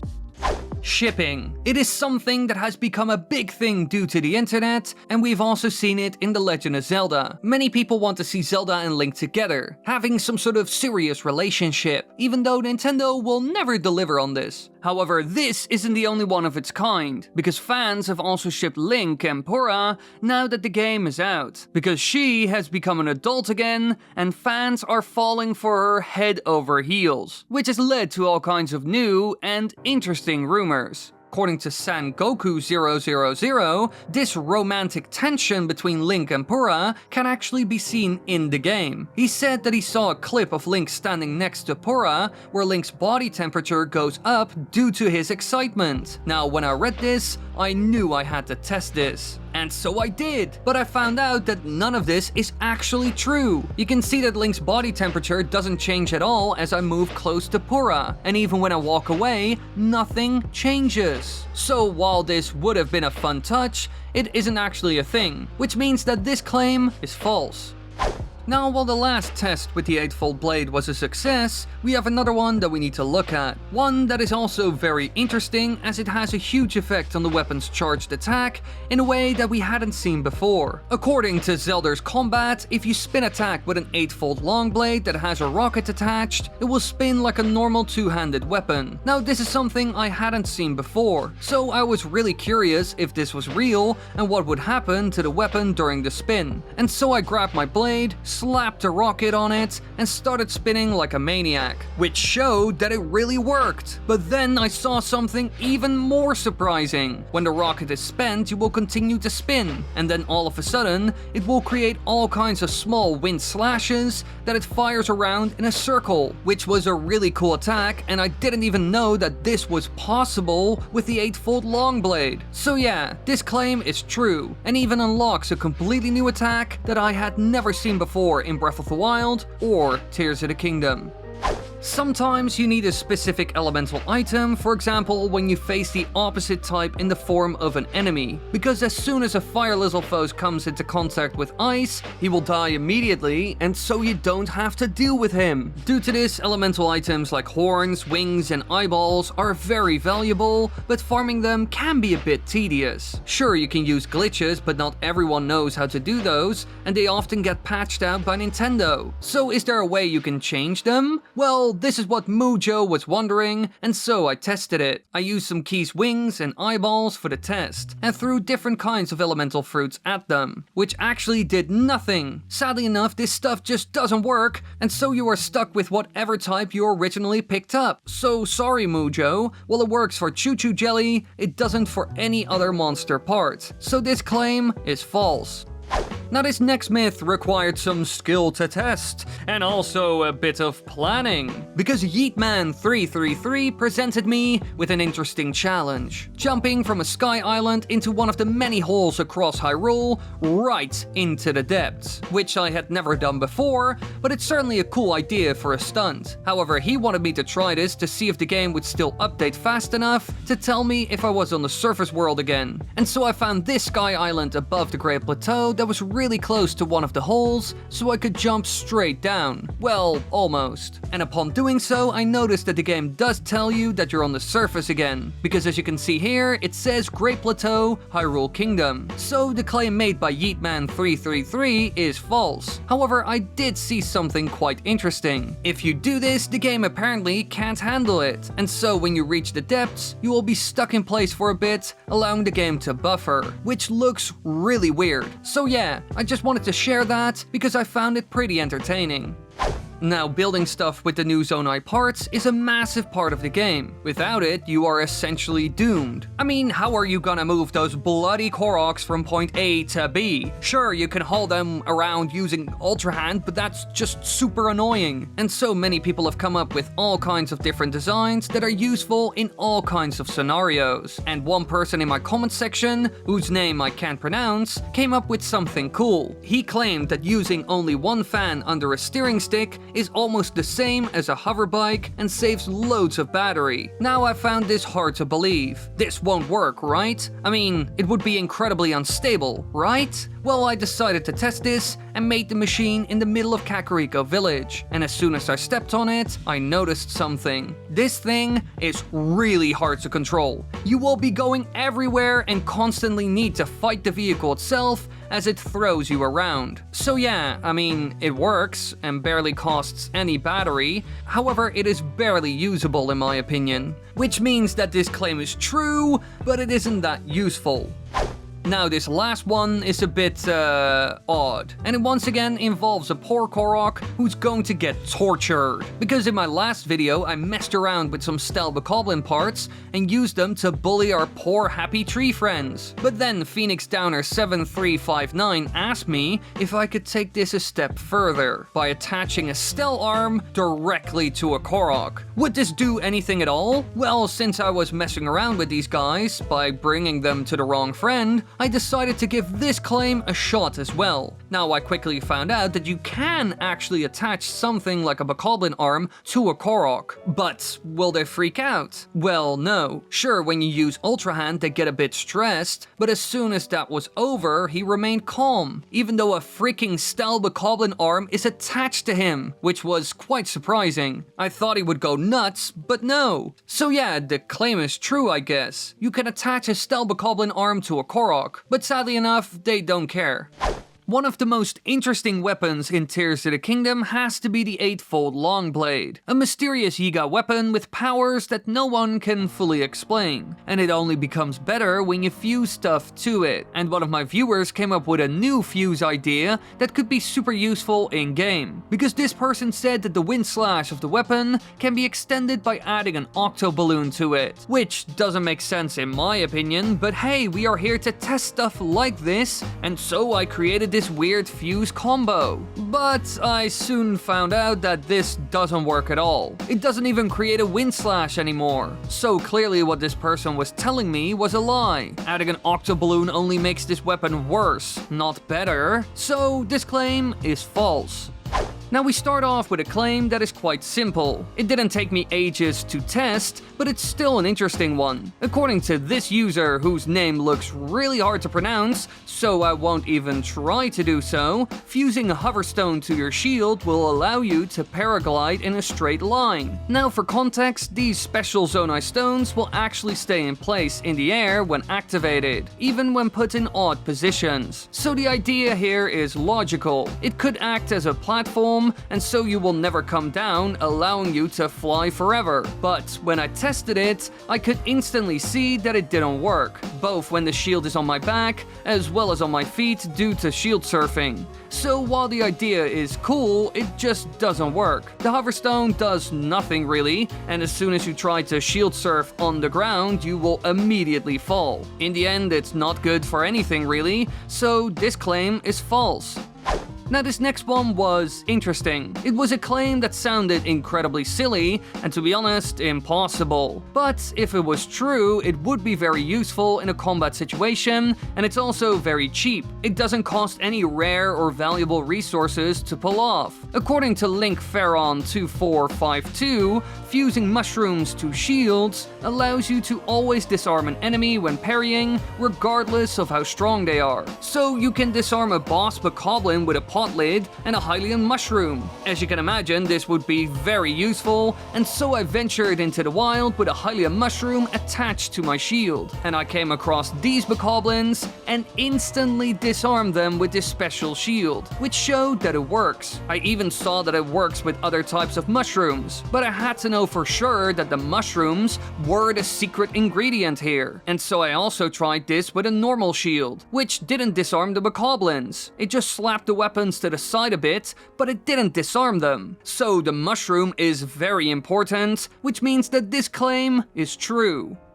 As we have seen in the game so far, all the different items and monster parts have special attributes, and one that is the most useful by far is the Key's Eye, because it makes shooting a whole lot easier. It automatically hits the target so you can never miss. However, someone came up with a new use case. Trex Gamer asked me, what happens if you attach a Key's Eye to a sword and throw it? And this is a good question. Will it behave like an arrow does with this thing attached to it, or not at all? Well, I tested it and found out that it doesn't actually work. Each time I threw the sword, it would behave normally. It wouldn't correct my mistake or anything, so really it doesn't work. It's better to use these on arrows instead. So yeah, this claim is false. In the last video, I messed around with a Stelnox, which is an undead Hinox that introduces some new challenges not seen with the normal version. And after people saw that boss in the video, someone asked me to do some more experiments with them. For example, Versatility asked, can you recall the Stelnox rib back at it? Please try this, Dr.Wily. And because this person asked so nicely, I had to try it. And so I once again went down into that hellhole to confront this cursed being. Now after running from him for a bit, he finally decided to throw one of his ribs, and I was able to use recall on it. However, it did very little. Sure, due to using this power it didn't hit me, but the rib didn't go back in place or dealt any damage to the Stelnox. So yeah, it works, this claim is real, but sadly enough it isn't some 400 IQ play where you can deal damage while dodging an attack. To be honest, it's better to just dodge the thing. Now this next one sounded like a lot of fun when I read it in the comments section of one of my previous videos. It made me curious and sounded like a fun way to make the game harder. It's like a self-inflicted handicap, because Gelderone said making the electrolithophoes wet with a watery fruit or any weapon with an opal makes them stronger with an electric aura. And this made a lot of sense to me. I was quite sure that this was actually possible in the game, but still I went into the desert to try it out. Now I found this electrical Lithophoes and hit him with a splash fruit, and immediately he got an electric aura that almost made it look like he was going Super Saiyan mode. And as expected, it became harder to deal with him as well, because as soon as he got close to me, I was screwed, and these guys are pretty fast. So yeah, this claim is true, and it's really cool to see that this works in the game, but at some point the effect will run out, so you gotta keep bombarding them with this stuff, which is the only downside. Now sure, the Zelda series is all about combat, puzzles, dungeons, and exploring. However, there's also one other thing that it's known for. Mini-games. We have seen these in every title to date, and they are always a lot of fun. I especially like those from the N64 era. And in Tears of the Kingdom, we come across them as well. And one of the most famous minigames that can be found is in Lurlin Village. A character there known as Cloyne, not sure if I pronounced that correctly, runs a 3-chest minigame there, and you can win all kinds of prizes. However, you need to pay in order to play, but according to user 09, you can play for free if you have a roasted porgy in your inventory. These fish can be found in the area, and you can even obtain them for free at the campfire near the dock. So I grabbed those and tested this claim, and it's true. He apparently loves them and will allow you to play if you give him a fish. So each time you come there, you can grab the roasted porgies around the campfire and use those to get all the items at the minigame for free, which is a really neat trick that I will be using every single time from now on. And it shows that this claim is true.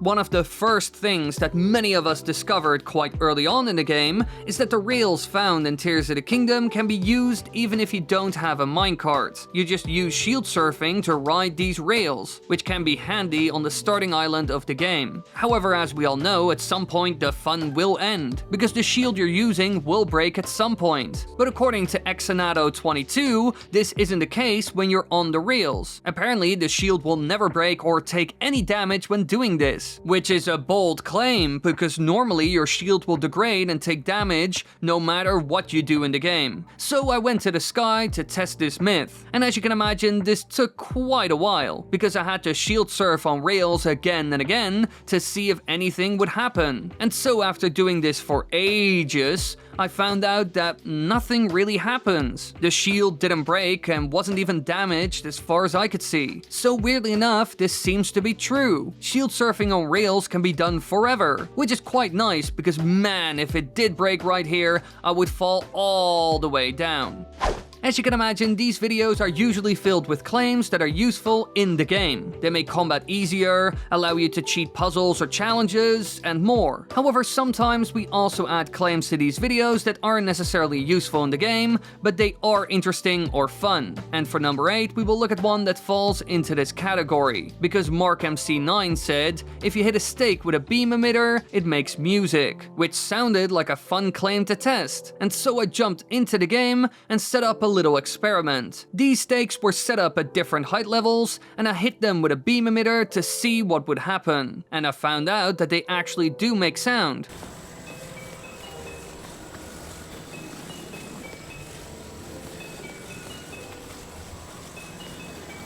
And online, you can even find videos of people playing entire songs with these things, which is really cool. Now, I have no idea why this was added by Nintendo, but it's a fun little Easter egg. And as you can see right here, this claim is true.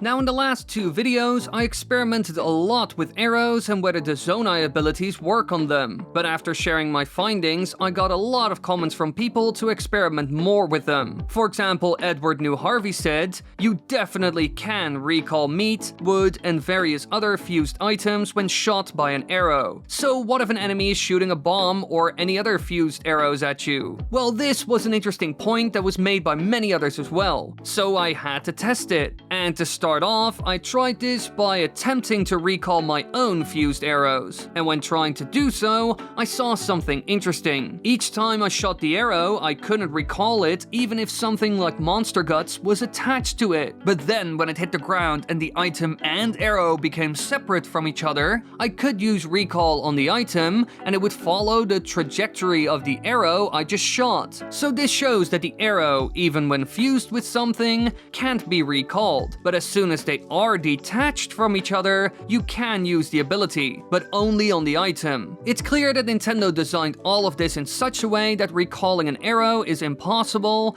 no matter what you do. I couldn't pull it off anyway, and I added multiple different types of things to the tip. So yeah, this claim is false. Now this next one was super fun to test, even though it took a bit of time to set up due to the required aim, because someone asked me if you can shoot a Gleeok in the head with Yunobo, because as we all know, he can be shot off like a cannonball. And so I went to the Colosseum to surprise the Gleeok found there. Now I will say setting up this shot did take a while. I had to get the angle, distance, arc, and everything else right. But when I did, it was magical. I hit him right in the head, which kind of pissed him off. But that was about it. The damage was mediocre and I was too far away for the boss fight to start, and so I could do this again and again, as you can see right here. So yeah, try this yourself, because it's a lot of fun. Elemental effects are a big thing in the game, for example in combat where it can have different effects, or in the world where you need to keep an eye on the climate so you don't die. However, these aren't the only things you gotta keep in mind. For example, when you go inside of Death Mountain, it becomes so hot that certain items can't be used. If you throw a bomb flower, it will immediately explode, which is a bad thing, because you will most likely die due to the explosion. However, someone in the comments came up with a good idea. Sasavik said, "Would Sidon's water shield allow bomb throwing on Death Mountain? It does shield you from the heat after all, so hey, maybe it works." And this makes sense. And so I went into the depths of Death Mountain and tried this myth to see if it would work. And the answer is yes. However, it isn't as great as you would imagine. Sure, you can throw the bomb, but as soon as it's exposed to the heat, it will explode. However, the water shield actually protects you from the explosion, and so you won't take any damage at all. So yeah, this claim isn't 100% true, but also not 100% false. So I would put this in the plausible category. Sure, you can throw it without dying, but the heat will still affect the bomb, and so it explodes almost immediately. In Tears of the Kingdom, a lot of new special plants were added, and all of them have quite unique effects. And one of the best ones out there is the Dazzle Fruit, an item that can stun, but it's also very effective against stealth enemies. And as mentioned, I did some testing on stealth enemies, and due to this, people wanted me to experiment more. And so this commenter, who has a bit of a weird name, said if you fuse a Dazzle Fruit to an arrow and manage to shoot the Stelnox in its eye, it does massive damage, ejects the eye, and it's a one-hit kill. Now this sounded quite believable, and so I went to test it after I messed with his ribs for a bit. And this one took a while to get right, and it was quite tricky. And to be honest, my findings were quite inconsistent. I hit him in the eye a couple of times, and while it did do extra damage, the effect described by the commenter wasn't seen. But then one arrow did have the effect we wanted. So sometimes it works, and other times it doesn't? It's tricky. Maybe it only works if you hit a very specific spot of the eye. It seems like that's the case at least. So when it comes to this claim, I will say it's possible, but hard to pull off.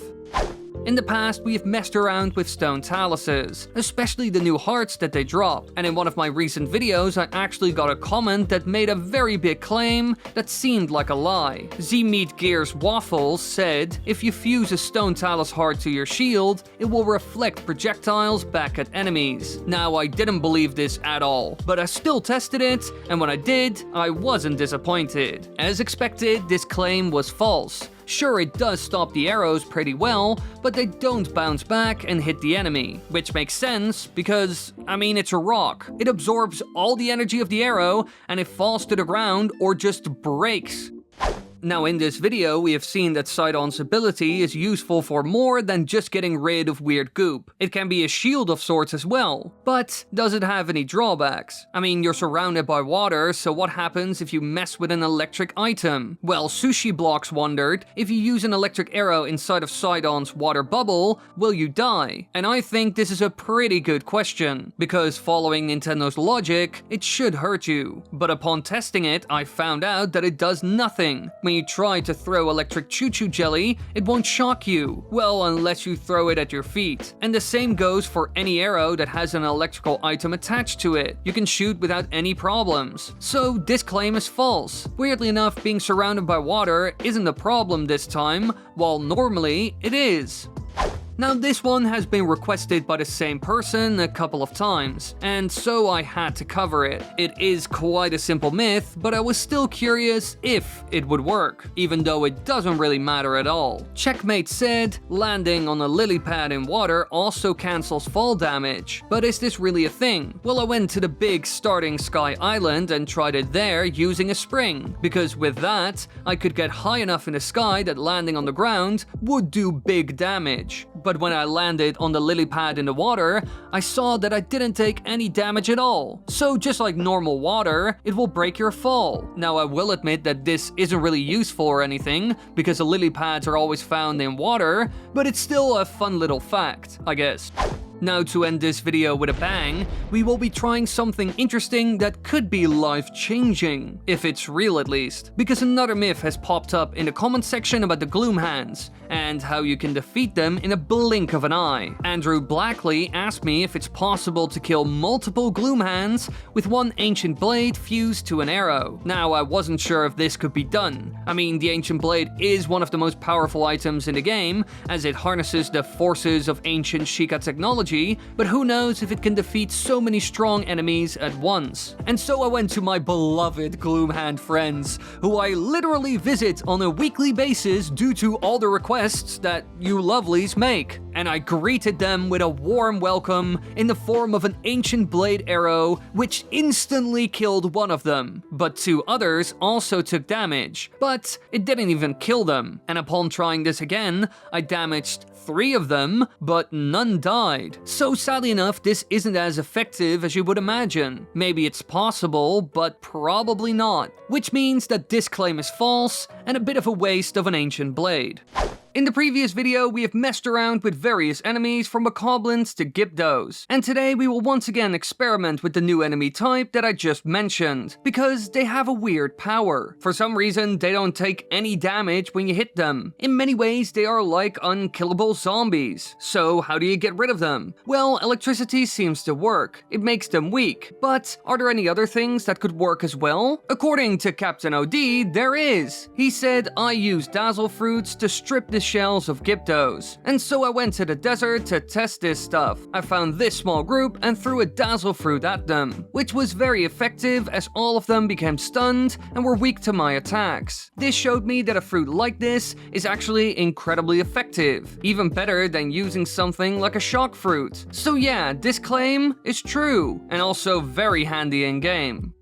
In Breath of the Wild, getting to the Korok Forest was a challenge. It was hard to find and you could easily get lost. But when the sequel came out, Nintendo wanted to change things a bit, and so reaching these woods has become even harder. For those of you that don't know, if you want to go there in Tears of the Kingdom, you need to travel through the depths, and at one location you can ascend up and get there. But is there another way of doing it? Can you also drop down from above? This is what a viewer asked me, so I went up to a sky island and jumped down right into the forest, trying to reach its center. But when I was almost there, the mist made me fade out, and so I couldn't reach it. And no matter what I did, I couldn't get through this special barrier. So it seems like the only option you have is going through the depths, which means that this claim is false.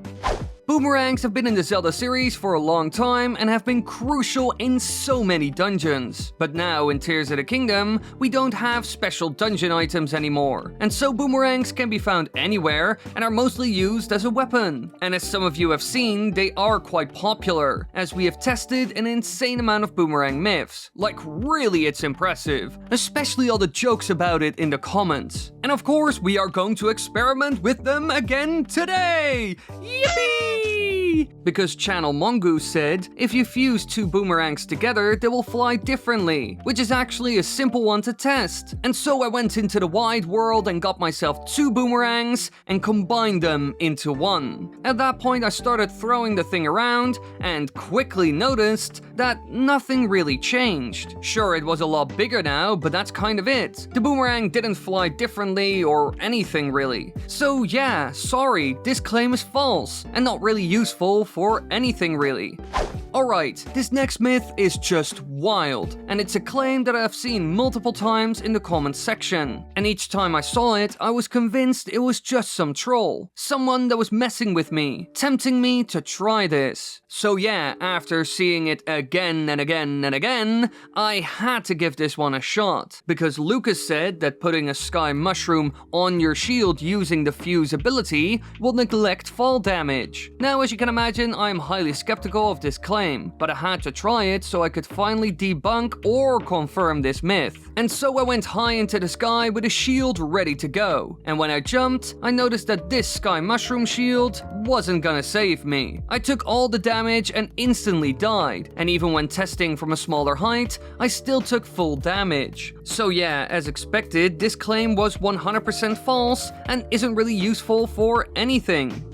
Sure, a mushroom on a shield does nothing. It doesn't allow you to survive insane drops. But it isn't the only claim like this out there. Because in the comment section, Toasted said, when you ride a steering stick, you are immune to fall damage. So what happens if you threw yourself off a sky island and tried riding one? Well, this made me curious. Could this really work, or does something go horribly wrong in the process? Well, in order to find out, I went to a sky island and set myself up to perform this trick, and when I did it, something went very wrong. For some reason, Link lets go of the steering stick, and so he falls to his death. So in the end, this stuff clearly doesn't work. But is there a way to make it work? Well, when I added something to the steering stick, like a hoverstone, it did finally work. Link doesn't let go, and so when you hit the ground, it will cancel all or most of the fall damage, making something like this survivable. Which means that this claim isn't really true or false, but plausible. It just requires some extra bits and pieces, and not just a simple steering stick. Now this next one is very interesting, and it was also a lot of fun to test, because I was able to mess around with bokoblins once again. Because this user, whose name I certainly can't pronounce, said try to take all the weapons from an enemy and give it a Korok weapon with a dazzle fruit attached. Now if he hits you, will the enemy stun itself, or will you get stunned by it? Or something like that. Well, this was a good question, and also a fun little claim to test. And so I grabbed the Korok sword from the forest, added a dazzle fruit on it, and gave it to a bokoblin. Now when he hit me, the dazzle fruit went off. But, surprisingly enough, Link was unaffected, while the bokoblin was blinded and even dropped the weapon. But then he picked it up again, and the same thing happened. Now I bet he would go on to do this forever and ever and ever, because he doesn't learn from his mistakes. So I bet this would work really well when you're fighting a big group of enemies, because one of them will constantly sabotage the whole thing. And so this claim is true, and also really funny to mess around with. Now in Tears of the Kingdom, a number of new things were introduced, like the depths, a completely new world that is right below your feet. In many ways, it's dark and depressing, so the complete opposite of the surface world. Even the land is the opposite, with mountains being canyons. However, one of the most annoying things to deal with down there is the effects of gloom, some sort of malice-like substance that weakens you due to its dark magical powers. And so you will lose hearts that can't be restored until light has healed you. you, and due to this, the light nodes that are found down there are very useful. However, are there any other ways to recover from this stuff? Well, maybe. Shylink said that you can restore hearts in the depths from gloom with a Zonai light. But is this true? It would be very handy after all, since you can grab one from your inventory and use it right there. Well, after taking some gloom damage and setting this Zonai light down, I noticed it doesn't do anything really. The light hits me, but it doesn't restore any hearts. I'm still affected by the effects of gloom. So yeah, this claim is false. These lights are great for finding the way down there, but that's kind of it. Now this next little myth didn't take a lot of effort to test. It was short and simple. Just a guy mentioned in my comment section that if you use the scope from the Pura pad when gliding, that it will slow down everything. And so in order to test this, I went to Lookout Landing to see if it was real, because there you can see a bunch of Ritos flying around. And so I wanted to see if they would slow down when I looked at them with the scope while gliding in the air. And the answer is yes. Everything slows down to a crawl similar to the flurry ability seen in the game when you do a perfect dodge. Now I think they added this so that scouting the area in the air is doable without dying in seconds. But in the end, we have no idea why Nintendo added this. However, this claim is 100% true, and I bet it's incredibly useful when trying to pull off glitches and even make some of them possible. In previous videos, we've seen how Zonai parts can be great to make all kinds of vehicles. But this isn't all, because we have also seen that combining them with weapons or shields can lead to amazing results. And today we are once again looking at something involving a Zonai device, a hoverstone to be exact, because this user, who has a bit of an odd name, asked me, will attaching a hoverstone to your shield prevent you from tumbling when a strong enemy hits you? Well, I had no idea, and so I looked for some enemies and tried to test this. Now I could see that the shield did work. It blocked hits and I didn't fall to the ground or anything. But when someone did hit me, I just fell and ragdolled. So in the end, as far as I can see, nothing really changes. Adding this to your shield just consumes battery, but doesn't make you any stronger or better. So yeah, this claim is false. Now this next myth is a small one. It is quite simple, but I was still curious whether it's real at all. As we all know, stabilizers are Zonai machines that will stay upright when activated, and no matter what you do, they will stay like this. Well, unless you run out of energy. But someone claimed that when these Zonai devices roll out of the gacha machine, they will always stay upright. Now, is this true or a lie? Well, I tested it, and as soon as I saw those stabilizers roll out, I noticed it wasn't true. Many of them were upside down or sideways, which shows that they aren't always upright when they come out. So yeah, this simple claim is false.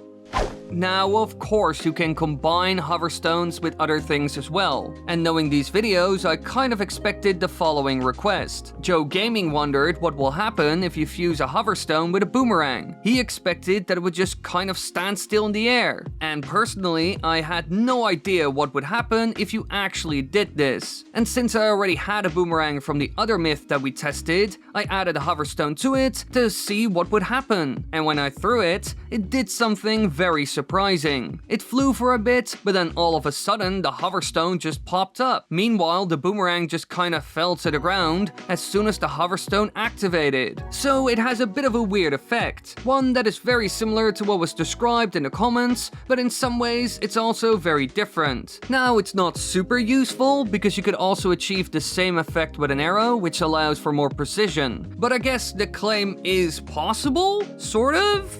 It's a bit weird in my opinion. In the past, we have tested multiple myths involving height, ways to go high into the sky using barely any resources. Now in the end, the most popular ways of achieving this are springs, bombs, and rockets, especially when you combine them with a shield. This way you can just grab them at any time and use the attached item to go high up into the sky. But one commenter claimed something that piqued my interest. Axcol said, a spring shield goes higher than a bomb and rocket shield. Now personally, I had no idea which one was best. And so I decided to test this stuff to see which one is king. I decided to set up shop in Hyrule Castle Town and tried all 3 of them in various forms, even using the spring on its own to see how high it would throw me. And what I found out is that rockets are the best when it comes to shield combinations, while the spring was the best when used on the ground instead of a shield. Meanwhile, the bomb was by far the worst. You just don't go that high, but at least the explosion is handy when dealing with enemies. But in the end, it is clear that the claim of the spring shield being king is 100% false. In the game, bokoblins sometimes come up with clever ways to kill Link, usually involving explosions, weapons, or fire. But even when they have nothing, they will continue to attack, regardless of the odds, which is actually quite brave of them. Hell, even when they are disarmed, they will even throw rocks as a way to damage Link, which isn't very effective, but it's something. However, Red Z-Blade was wondering if you can actually use the recall ability on the rocks thrown by these guys. Now, I was quite sure that this would work, and so I confronted a bokoblin and disarmed him. Now, once he started throwing rocks, I quickly noticed that using recall on these worked, and so I slowly killed him using his own rocks, which shows that this claim is true, which I already expected because in many ways it's similar to the rocks that are shot at you by Octoroks.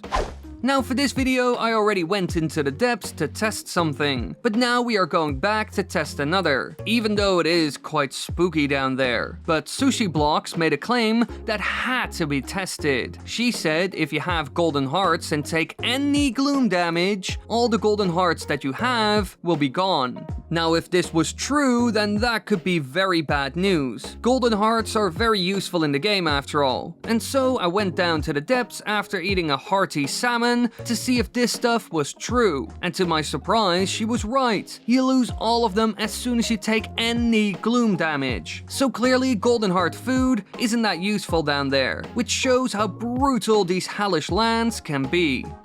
The Yiga clan are a strange group of Sheikah defectors that try to help the forces of evil to win, but most of the time they just don't succeed, and in many ways they are a bit goofy. I mean, just look at their leader. But the one thing that stands out the most is their love for bananas. They will do anything to get those and are easily distracted by them. And so one of my viewers asked me, does a banana shield do anything to Yiga members? Which was an interesting question, and so I went to their hideout to test it, because if you knock on their door, they will see its Link and a number of Yiga will spawn. But when I showed them my beautiful banana shield, they still attacked me and didn't care about it whatsoever, which I found quite surprising. So as far as I could see, they just ignored it and nothing really changed. So yeah, this claim is false. Yigas only care about bananas on the ground.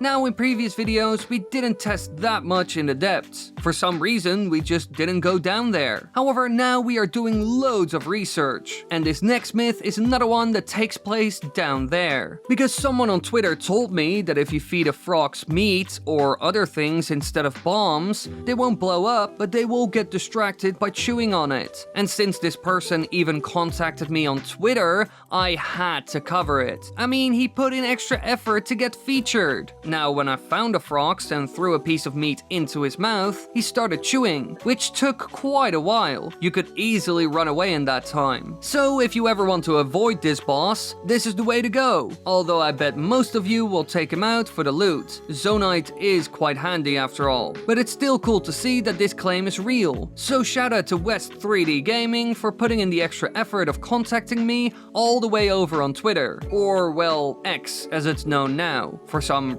weird reason. I have shown all of you what octoballoons can do, and as we all know, they can be handy for a lot of things. But now someone asked me to try something that I had kind of done before, but I had never shown it. What happens if you shield surf while there's an octoballoon fused to your shield? Does it do anything? Could it act as some sort of airbag? This is what a viewer asked me, and I had tried this before, so I knew exactly what would happen. But still, I wanted to show it. Now when you do this, the balloon will pop as soon as you hit the ground. But does this prevent fall damage? Well, no. Sadly enough, it does nothing at all. It's pretty useless, to be honest. So this claim is false, even though it would have been cool if it acted like some sort of airbag.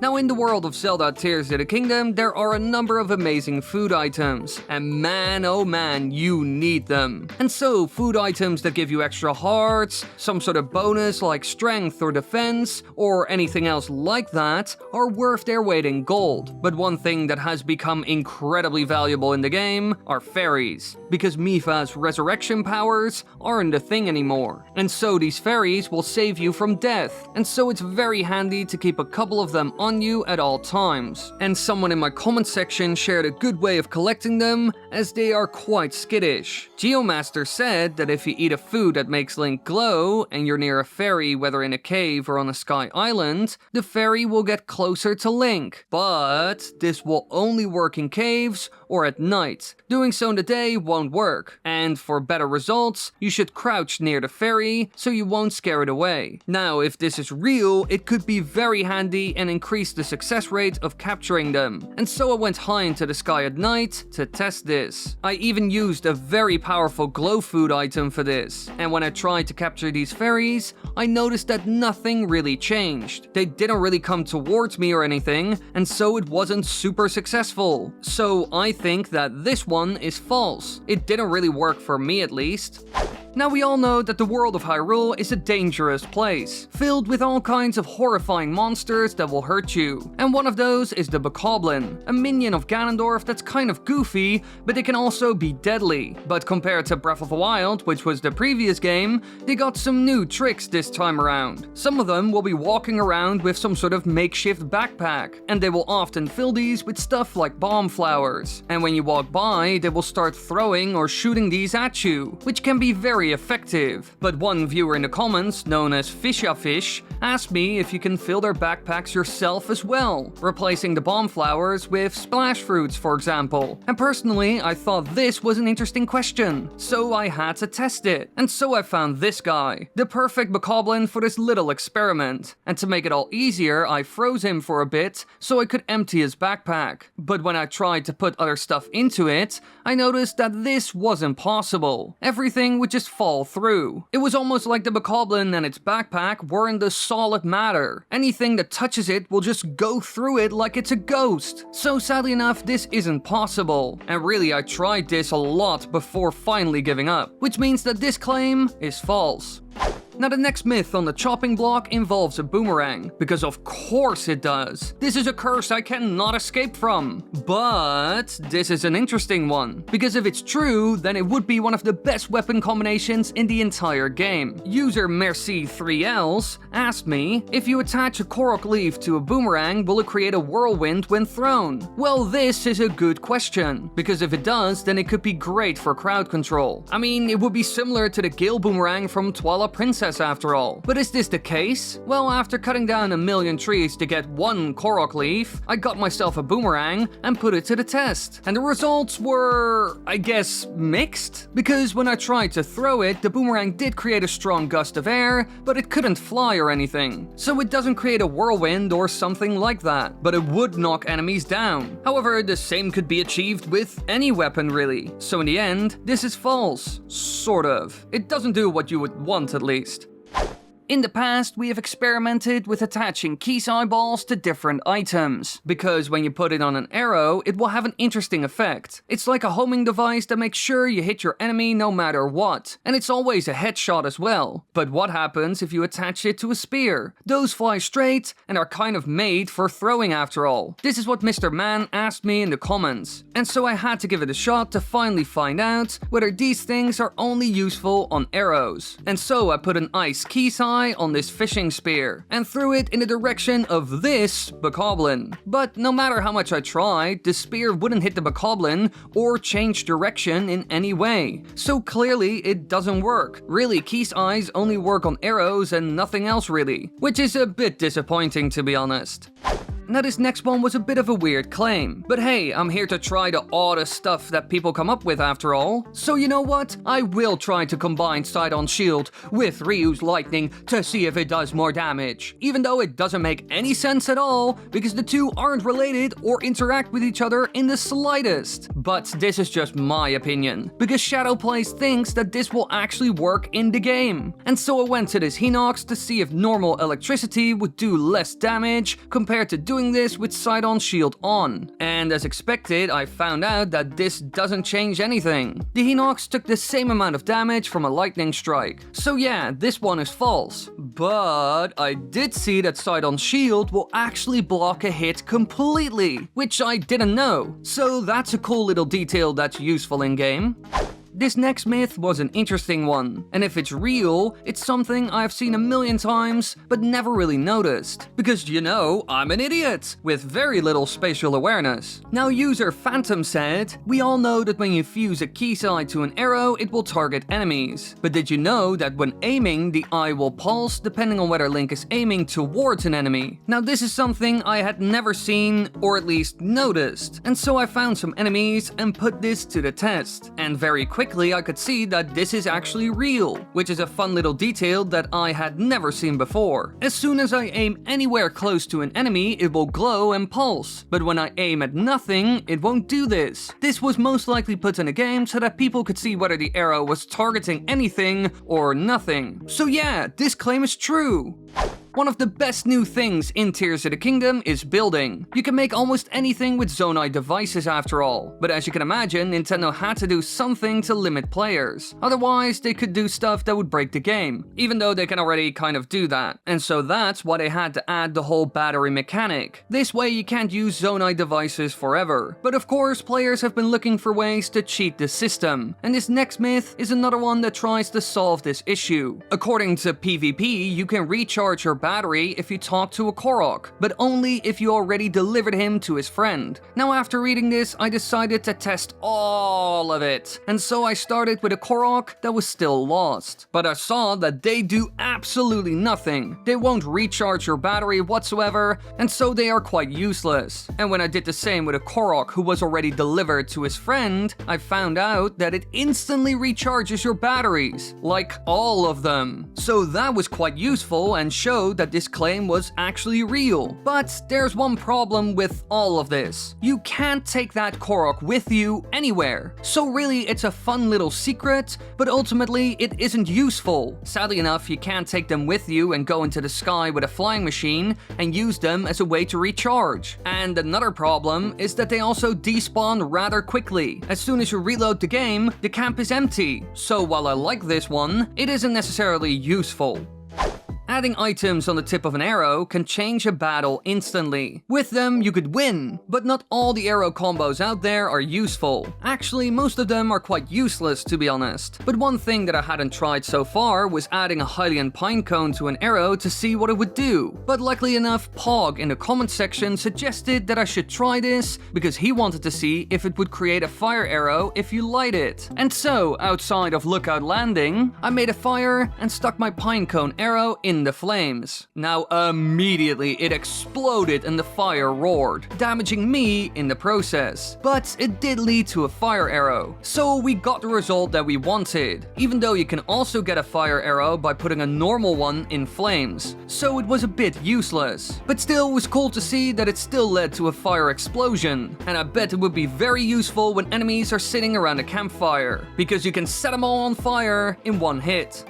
Some items in the game have special abilities that you would never expect from them, and one of those is the mushroom. In the past, I also experimented with them, and one thing I found out is that they have a bounce effect, and some of you know about this. And so this user asked me what would happen if an enemy got hit by a mushroom boomerang. Would it have a strong knockback effect, which could be handy to keep foes at a distance? I mean, you can even throw the thing. Well, who knows, so I tried it. But to my disappointment, this doesn't work. Sure, it deals damage, but there's no knockback effect, which is a shame, and that also means that this claim is false.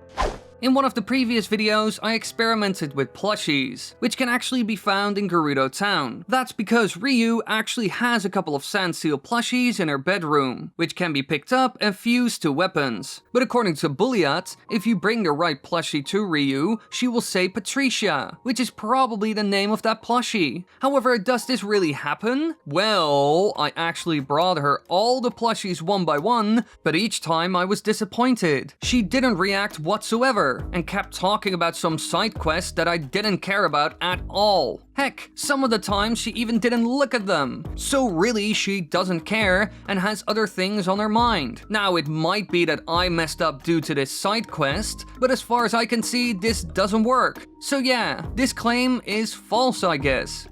One thing that I found quite funny to do in these videos is messing around with enemies like bokoblins, and luckily enough, all of you supply me with enough things to test on them or with them. And now we are going to look at another one. Stupid Lemmy Gamer said that Zora weapons would do double damage when Link is wet. Now, I had never heard of this, but it does make sense, I guess. But he wanted me to find out if the same would happen with an enemy, and so I decided to try this. I came across this silver bokoblin, disarmed him, and gave him a Zora spear so he could poke me with it. Now, after seeing how much damage he did without water on him, I decided to throw some splash fruits on him. But nothing really changed. The damage was exactly the same. And so I even tried this when there was rainy weather. But nope, still the same damage output. So yeah, as far as I can see, this claim is false. And I don't even know if being wet increases Zora damage at all. Now in the game, there are two things that are incredibly strong, the 8-fold long blade and the ancient blade. Both of these can be used to make amazing weapons that would give you a gigantic edge in battle. But what happens if you combine them? Well, this is what Teska wanted me to test. Would the blade last longer instead of disappearing after one hit? Or would the slash be stronger due to it? Well, I decided to test it all, and I noticed that some things work, while others just don't. It's a bit of a mixed bag. When you hit something or an enemy, the ancient blade is used and basically breaks, so that isn't any different. But the air slash is a lot stronger now due to the item that's fused to the weapon, so that does work. In the end, some of these claims are true, while others are false. But still, there are better things to add to this two-handed weapon. Boomerangs. We have to experiment more with them, of course! All of you can't get enough of this stuff! So here we are with another boomerang myth. One that has been on the list for a while actually, and it's a good one. Flaming Cobra asked me to try combining a boomerang with a stabilizer, which is an interesting request. Normally, this Sona item can do some physics-breaking stuff, so maybe it would do the same freaky stuff to a boomerang. And so, I went out there and tried it. And the results were a bit disappointing. Nothing special happened. Sure, it doesn't fly well anymore, but many items can create this effect, like a stone talus heart. So personally, I was a bit disappointed. So yeah, it was not as glamorous as expected. Now this next myth sounded very promising. If this fuse combo really works, then it would be like a nuke arrow. Because user Merci3L said, attaching a cannon to an arrow allows you to fire 3 bomb-like arrows in one. So using a Lionel bow, it would have loads of firepower. But is this real? It doesn't sound like it. But hey, I had never tried putting a cannon on an arrow, so I did it. And it had an interesting effect that I didn't expect. I shot the thing, and when it hit the ground, it exploded. And man, oh man, it was quite the fireball. So yeah, I guess this is like shooting 3 bomb arrows at once. Because its power was quite impressive. And I can only imagine what it would do if I used a Lionel bow. It would be great for taking out enemies like Gloom Hands. So yeah, I guess this claim is true, and I never expected the cannon to function like a bomb instead of a cannon. But it does make sense. All the explosives in it just went off at once, creating quite the spectacle. Now we all know that in the desert, the Gerudo are king. They know the place well, and if you're nice, they will help you. But weirdly enough, they don't allow men into their capital city, even though you can buy some amazing goodies there. Sure, Link is the exception, but anyone else? Nope. And the Gerudo guards make sure you can't get in. And if you mess with them, they will even hit you. But according to this viewer, who has a bit of a gobbledygook name, you can parry their attacks, which sounded interesting. So yeah, of course I had to try it, and so I went to Gerudo Town with a mission to piss some people off. Now, when I hit this guard, she tried to hit me with her spear, and I was able to successfully parry the attack, although she did hit me again after, which I didn't expect. And so I tried again, and I was able to parry a number of attacks, which was actually quite fun to do. So yeah, this claim is true. It's not really useful or anything, but it works.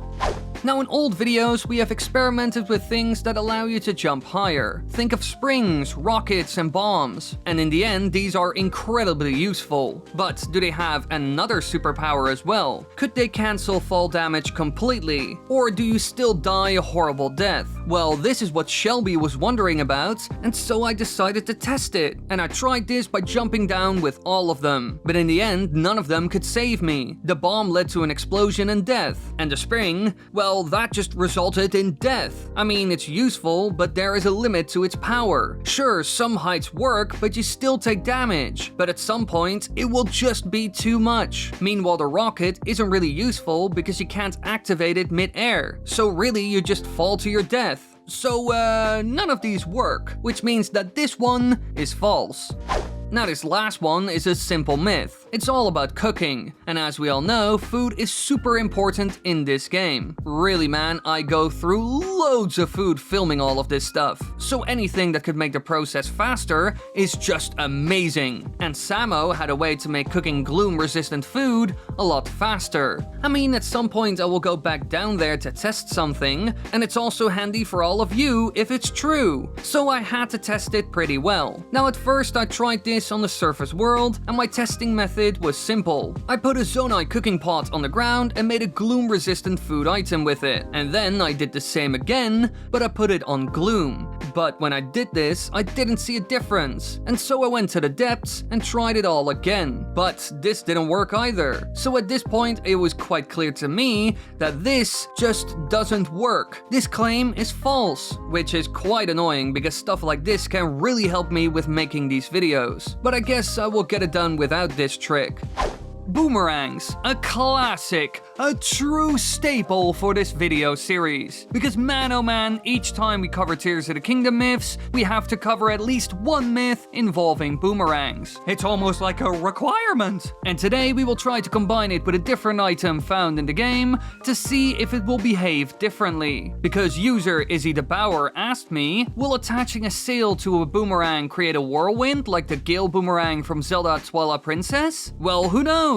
And so I decided to test it. In the past, we tried to achieve this effect as well, but sadly enough failed. But maybe this will work. And so I went to Lurlin Village to find a sail to fuse to my beautiful Australian throwing stick. Now when I started waving it around, it created a strong gust of wind, but when I tried to throw it, the same thing happened. So in the end, it does the same as a Korok leaf, which can be handy, but it doesn't turn into some sort of Gale boomerang. So yeah, this claim is false. It sadly enough doesn't work.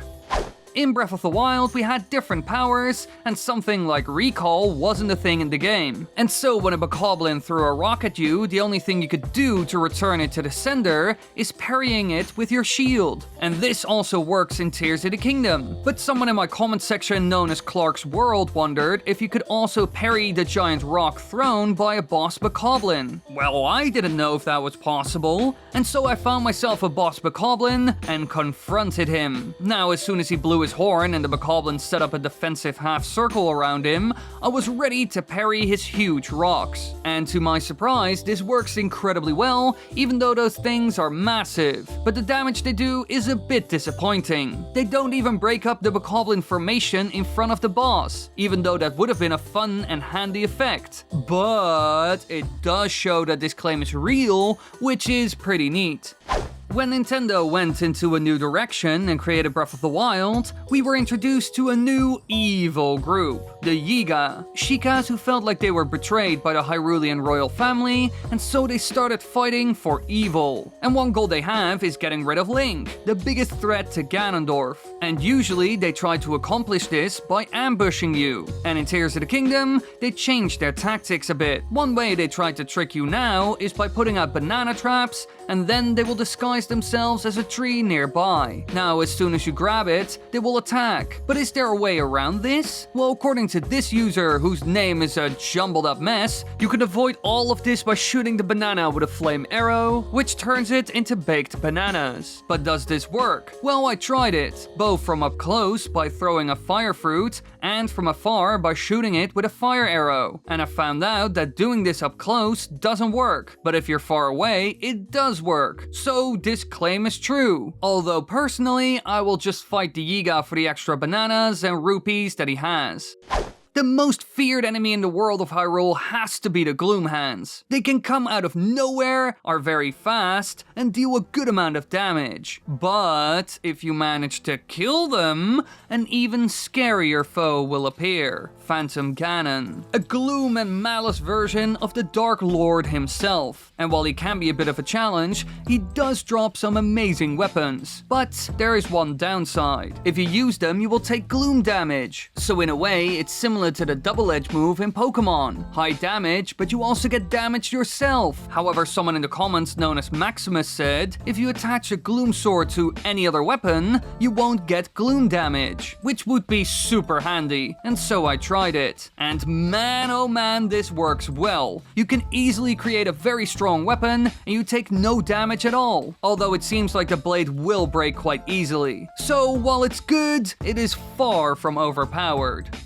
Here we are again, looking at the horses found in the world of Tears of the Kingdom. Because in this game they have a special new item, the towing harness. An attachment that allows you to pull around something like a cart, or anything else really. But what happens if you add a rocket to this? That's what this viewer said in the comment section. So I did it, and the outcome was interesting. I mean, not groundbreaking, but still weird. The thing went flying and moved in a very weird way, but the horse didn't care at all and didn't even move. So while this viewer most likely wanted to see something surprising, nothing too special happens when you do this. This next myth was simple. It was a little experiment with octoballoons, another classic for these videos. User Gloomas said, if you fuse one of these things to a shield, it will allow you to fly, but it's nowhere near as good as a rocket. Now, as expected, I went to test it, and to my surprise, it actually works. Link will hold on to the shield and slowly goes up due to the balloon, which is really cool. I never knew this was a thing, and man oh man, it works really well. And sure, it isn't the best thing out there, but it can be handy in a pinch, especially because you go up slowly, so you have a lot of control due to this, unlike the rocket. So I gotta say, I freaking love this.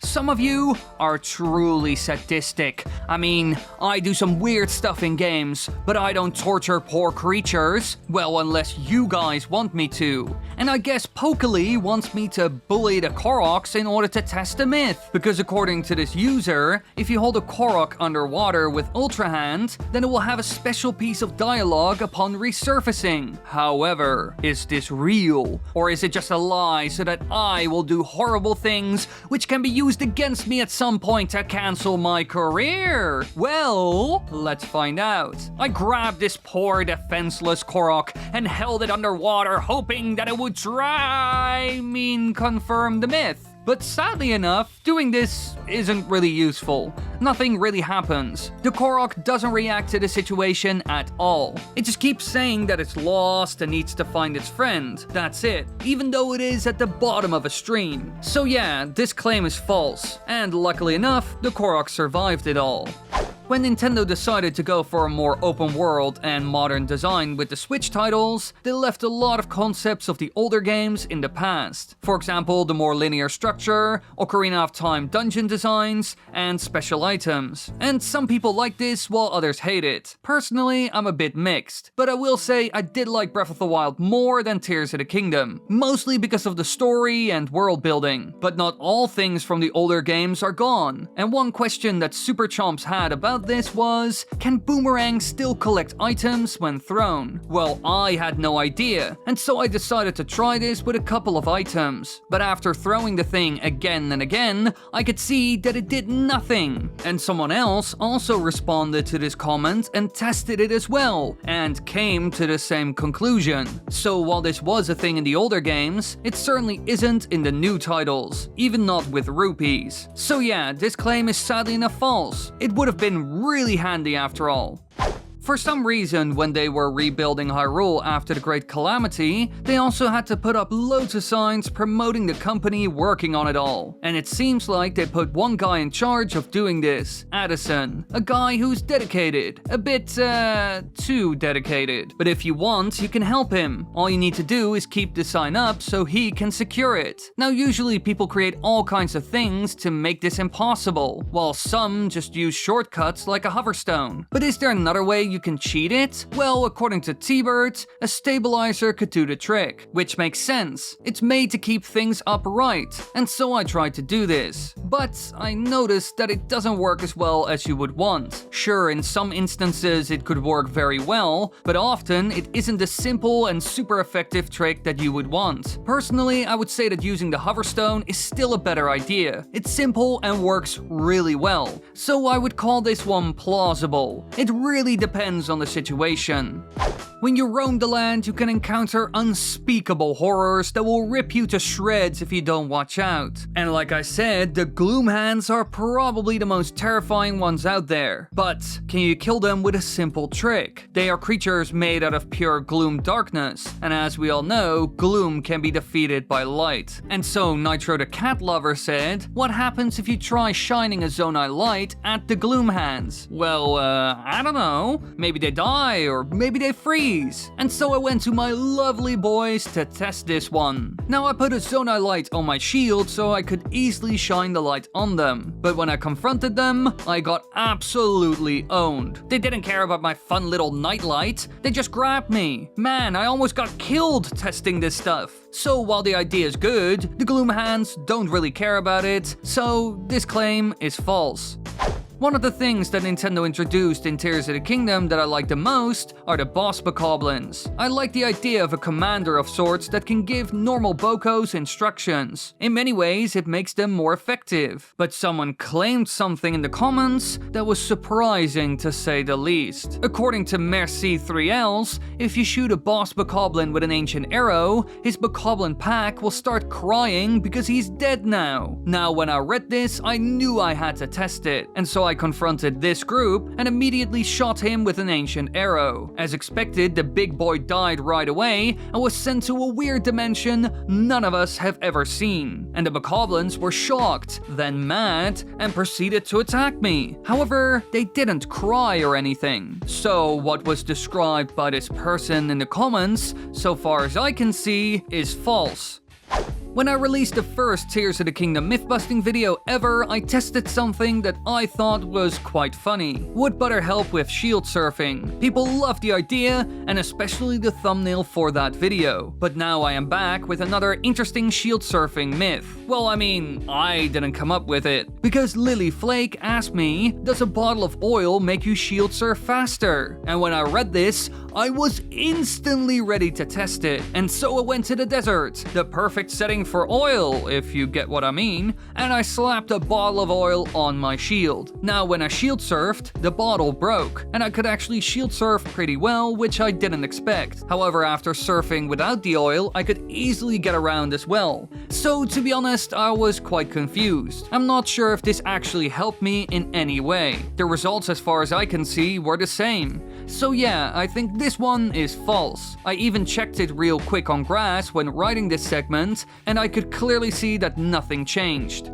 In this video, we have already done some testing with gloom weapons because they are just so powerful. But someone in the comments came up with another fun myth that I really wanted to test. The user Starstorm said, will enemies pick up a gloom sword? And if so, will it also deal damage to them when they use it? Because in the game, each time Link uses it, he takes some gloom damage. But enemies like bokoblins are made out of gloom and malice, so maybe it doesn't hurt them. So what will happen? Well, I went into the game and found myself a bokoblin who wouldn't instantly kill me with this weapon. And when he hit me, I took a good amount of damage, but the bokoblin seems fine as far as I can see. And so I allowed him to hit me a couple of times. But when I killed him, I could see that he took no damage from the weapon at all, which makes sense. Gloom obviously doesn't hurt them, and so this claim is true, like I already expected. Now, when I was in the desert, I decided to test another myth. I saw it in the comments and I thought it was pretty funny. As we all know, it's quite hot there, and we have seen in previous videos that all kinds of things like ice will melt there over time. But what about butter? That's what this user was wondering about. And so I took a stick of butter and put it on the ground. And then I waited and waited and waited some more. But as time went by, nothing really changed. The butter didn't melt or anything. So while you would expect the butter to shrink over time, it's not a thing in the game. So while Nintendo loves to add all kinds of little details to titles like this, they decided to skip the butter when it comes to this. Now, the user who came up with the last myth, which clearly didn't do much, also suggested something else. And I gotta say, he wasn't the only one. Many people suggested this next myth. What happens if you give an enemy a weapon with an ancient blade added to it, and he hits you with it? Will you instantly die and disappear like all the other enemies when they are struck by this powerful weapon? Well, who knows? It would be really cool, to be honest. And so I gave the weapon to this red bokoblin to see what would happen. Now, when he hit me, I took loads of damage, but it didn't have any special effects. I didn't disappear or anything. So yeah, I guess this doesn't work at all. Sure, it does massive damage, but I'm not sent to a different dimension, sadly enough. It would have been amazing if Link was gone instantly like all the other enemies. Now that would have been a cool game over to see. If I had to name the best new ability in Tears of the Kingdom, then I would most likely say Fuse. But Recall is also pretty sick, and really useful in some instances. However, someone came up with a trick that could make it even better. Decibros said that you can actually shoot a Zonai stake using an arrow, and then recall it. This way you can pull items and things towards you. Now, when I read this, my mind was blown. My third eye opened, and I was excited. If this was real, it could be amazing for so many things like dungeons, shrines, and helping Koroks. But is this real? Well, I decided to test it on a couple of different things, like rocks, but each time I shot it, the stake would disappear. So it seemed like it wouldn't work. However, when I used it on other stuff like the ground, it worked very well. So the results were a bit mixed. It isn't the one-trick pony you hope it is, because it clearly doesn't work on everything. But on some things, it's beyond amazing and can really help you out in a pinch. So trying it is almost always worth it, especially if you can skip stuff with it. Heck, maybe it's even useful in speedruns. It wouldn't surprise me, but I guess only time will tell. Now, I have tested a lot of myths involving the Gloom Hands, the big new threat seen in Tears of the Kingdom. And while many have claimed that they've found a way of easily defeating them, none have ever succeeded. But this time, we are testing one that could actually work, because according to this viewer, all you need is a claymore and elemental Lizalfo's tail. And all you have to do is combine the two and start spinning. This way you can defeat a Gloom Hand super quick. But does this work? Well, I tried it with a different two-handed weapon, but still, it was incredibly effective, and basically killed all of them very quickly. So I must say this worked very well, because it just stun locks them, although my execution could use some improvement.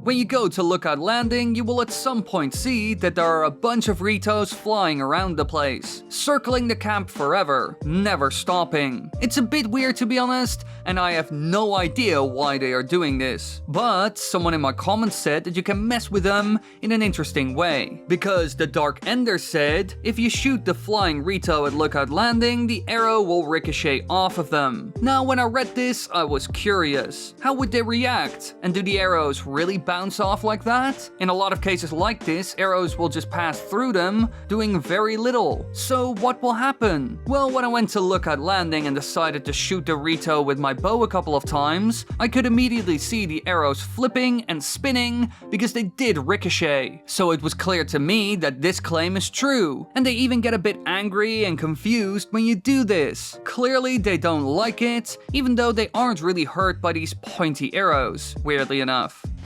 In the past, we have experimented a lot with enemies. They can do some interesting stuff, which we already saw in Breath of the Wild. I mean, I can still remember in 2016 when I went to the Nintendo Switch pre-launch event that bokoblins can use almost anything around them to kill you. Heck, one picked up an explosive barrel and threw it at my mate Zeltek, which shocked all of us. And now in Tears of the Kingdom, we are once again testing what these buggers can do, now that things like zonai devices and fused weapons are a thing. And Willy suggested something for me to try. He said what happens if Link gets hit by a weapon fused with a muddle bud, because in-game, this confuses enemies, and so they attack each other. But what will happen to our hero Link? Well, I fused this beautiful flower to a stick, which actually looked quite nice, and then I gave it to this bokoblin. And once he hit me, the muddle bud went off, and the bokoblin was instantly hit by the effects of the muddle bud. Meanwhile, Link was fine. He wasn't affected by the item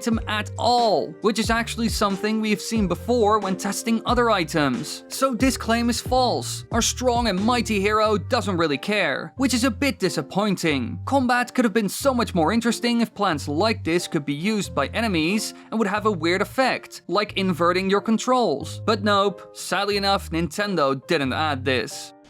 In the past, I've covered some simple myths when the game was only a month old, and so many didn't know about them, with the most important one being about the bomb shield, one of the best fused items in the entire game. But this wasn't the only option out there. You could also use a spring for this. But then someone in my comment section came up with an interesting idea. What happens when you use a bomb shield on a spring? Would it make you go higher at all? Well, who knows? Maybe it combines the two in a way, and so you go incredibly high into the sky. And so I decided to test it. First I set up my spring, and then I attached a bomb to my shield so I could jump on it. And when I did so, I noticed that this doesn't work at all. The spring doesn't activate, and one time it was even destroyed by the explosion. So really, this is just a waste of resources, and you're better off using just one spring that you put on the ground. As you can see, standing on that and activating it goes much higher than a bomb shield. Now sure, bombs and springs are fun, but there are other options out there for going high into the sky. Heck, I even found new ones that I had never heard of, even though the game has been out for months now. And so I am willing to test almost anything. So here we are again, testing another shield fuse combo that could send us high into the sky or save us from fall damage. Because user Linwood Harrell said, could the water bubbles from the water temple save you from fall damage, since it does give you a bit of a bounce when you shield surf on them. And so I ventured to the water temple to give it a shot. I got myself a bubble and tested it. But first I jumped off a small height. It worked well. The bubble does give you a bit of a bounce, and so I decided to jump all the way down with it. But then I realized that this doesn't work at all. I instantly died due to fall damage. So yeah, we still haven't found the ultimate strategy. Well, unless you use the upgraded glide armor set. Now I gotta be honest, the next claim pissed me off so much because it was borderline hell to test. It required me to try again and again, and each time I couldn't pull it off. Man oh man, this was one of the most frustrating myths I have tested in a long while. And it's all about dropping down from the sky and arrows. Because user The Fluff said, try catching an arrow while falling from the sky like you can do with star fragments and dragon parts. And so I decided to do this. Now I did this many times. So much actually that I was about to throw my controller because man, this was hard. And while I did come close to the arrow multiple times, it never gave me the option to grab it. But I had to get that arrow, so I kept trying and trying, but each time I failed and couldn't grab it. So yeah, I gave up at some point. And as far as I can see, you can't catch them. The game just doesn't give you the option, and doing it is also stupid hard and very frustrating.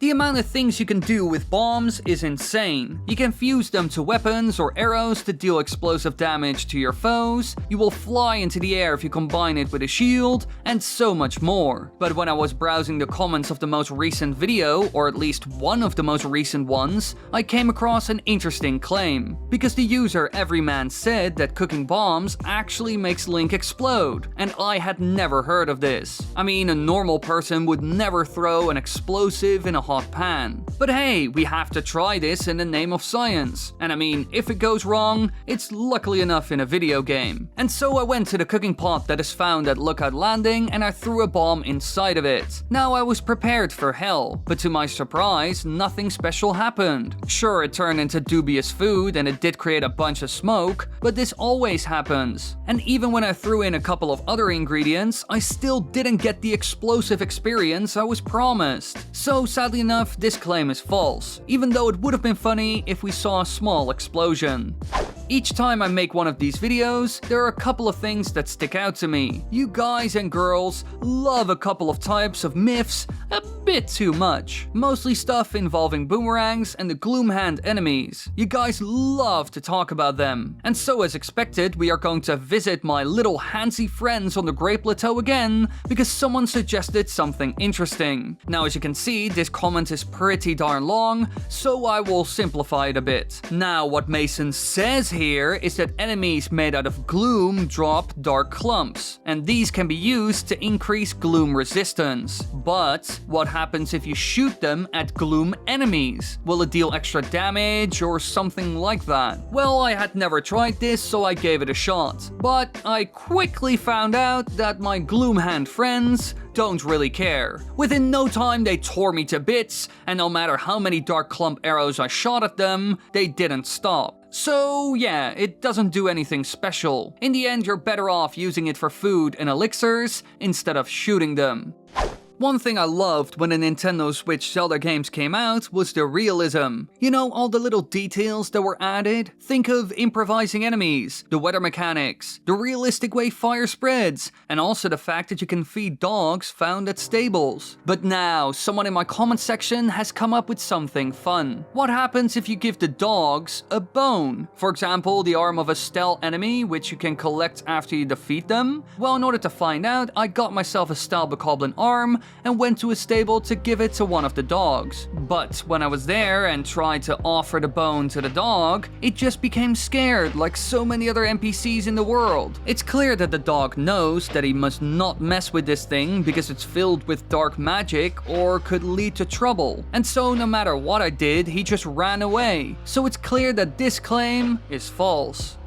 Now, when I read this next myth, I thought it was genius. It's an idea that could work, and if it does, then it could change everything. One trick that many of you know is using the hoverstones to keep up the signs that Addison is placing around the world. It's a classic, and I even covered it in this video. But someone came up with another clever one. I've tried using stabilizers before, but my results were a bit mixed. In general, it didn't work, but once I tried that, someone came up with a way to improve it.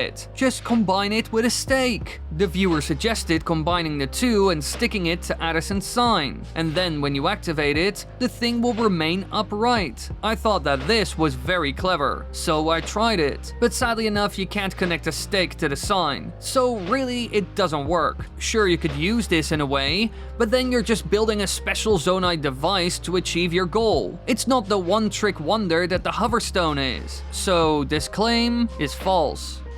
Zonite devices are weird. These things can have some crazy powers that have never been seen in the Zelda series before. And in my opinion, the most mysterious one is the stabilizer, which always stands upright no matter what you do. And this can be handy for a number of things, which you can see in some of the shrines. But this user, whose name I can't pronounce, said that if you attach the top of a stabilizer to another, it will fall slower than usual when activated. Now, I had never tried this before, and I bet the effect it has will be interesting because we are borderline breaking the game. So I tried it, and as expected, the effect was weird, very weird. If you connect two of these, they will stay perfectly horizontal, and so they can lift anything with ease. No matter what you do, they won't fall, which would be immensely handy when building loads of things. And when you add the stabilizer when one of them is already active, you will see this weird falling action. So this claim is actually true, which is really cool.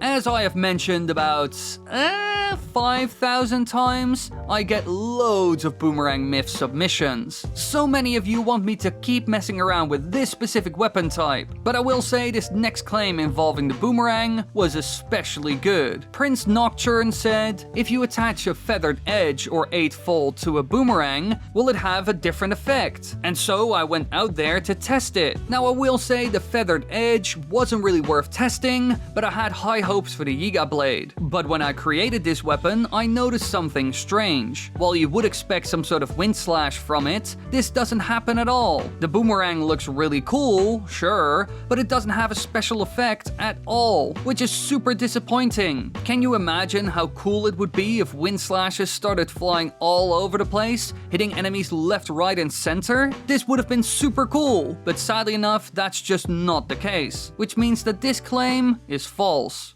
Now, of course, this wasn't the only boomerang myth, you silly. I got like a billion more to cover. And this next one was also very unique. So I decided to add it, even though we already hit our boomerang myth quota. Because Charlotte commented, if you attach a pine cone to a boomerang and then shoot a fire arrow at it, it will create a fire tornado. Now, when I read this, I thought it sounded really cool, so I gave it a shot. But there was an issue. Hitting the boomerang with a fire arrow is basically undoable, and even when it seemed like I hit the boomerang, nothing happened. So I tried to do it again, but this time I used a campfire to light the pine cone. But when I did this, it didn't have the desired effect. Sure, the campfire roared and the boomerang was on fire, but I didn't see a tornado or anything like that. So as far as I can see, this just doesn't work. I used both fire arrows and the campfire, and both didn't yield any desirable result. So this claim is false.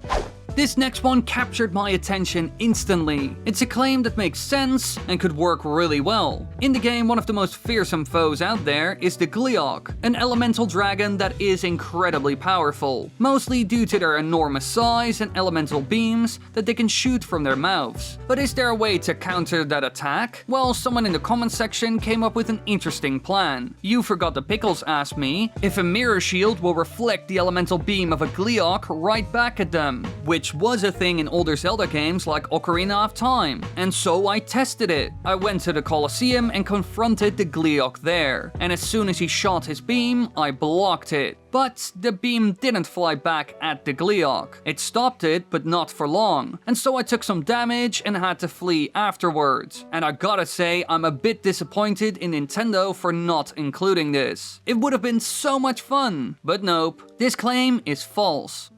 Now, another thing we have experimented a lot with as well is fusing things to a shield to improve shield surfing or its combat capabilities. And we are going to look at another one of these, because if it works, it could change everything. Lizzie French said, is there an item fused to a shield that would allow for surfing on water? For example, frozen meat, sapphire, or ice blocks. Now, this idea is genius in my opinion. Imagine if this really works. It could be beyond useful. And so I went on my way to find a body of water so I could test this. And I started with the sapphire shield, which didn't work at all. And so I grabbed white choo-choo jelly, which also didn't work. At this point, I was losing hope, but I knew I still had to try the ice sheet as well. So I created one, put it on my shield, and tried it with this one a couple of times. But again, it failed. It just doesn't work no matter what you do, which was disappointing to say the least.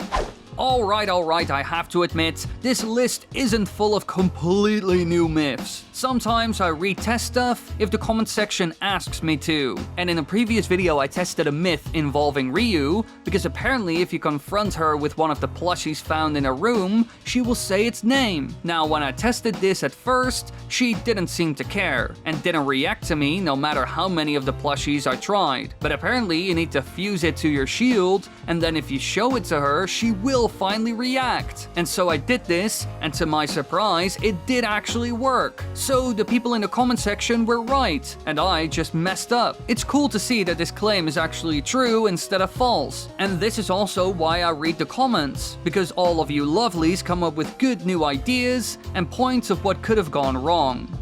Now for our numero uno, the final myth, It's all about one simple thing, Zonai batteries. Because someone in the comment section made a bold claim that once again made sense, but who knows if it's true. Turbo Tangerine said that if you attach a large Zonai piece to a Zonai build, it will make the battery last longer. Now, since Zonai batteries are made of this material, it could actually work. But, as we all know, we gotta test it. And so I took the trusty beam cycle and added a normal size battery together with a piece of large Zonai to it. Now I rode off on the thing and saw the external battery slowly drain, and kept an eye on how long it would power the bike. As soon as it ran out, I put another one on the bike, but this time I didn't include any Zonite. Now when I did this, I saw that it ran out of juice just as quickly, which proved that the piece of Zonite didn't do anything. So yeah, it was clear to me that this claim was false. Now those were all the Tears of the Kingdom myths. We have done a total of 200,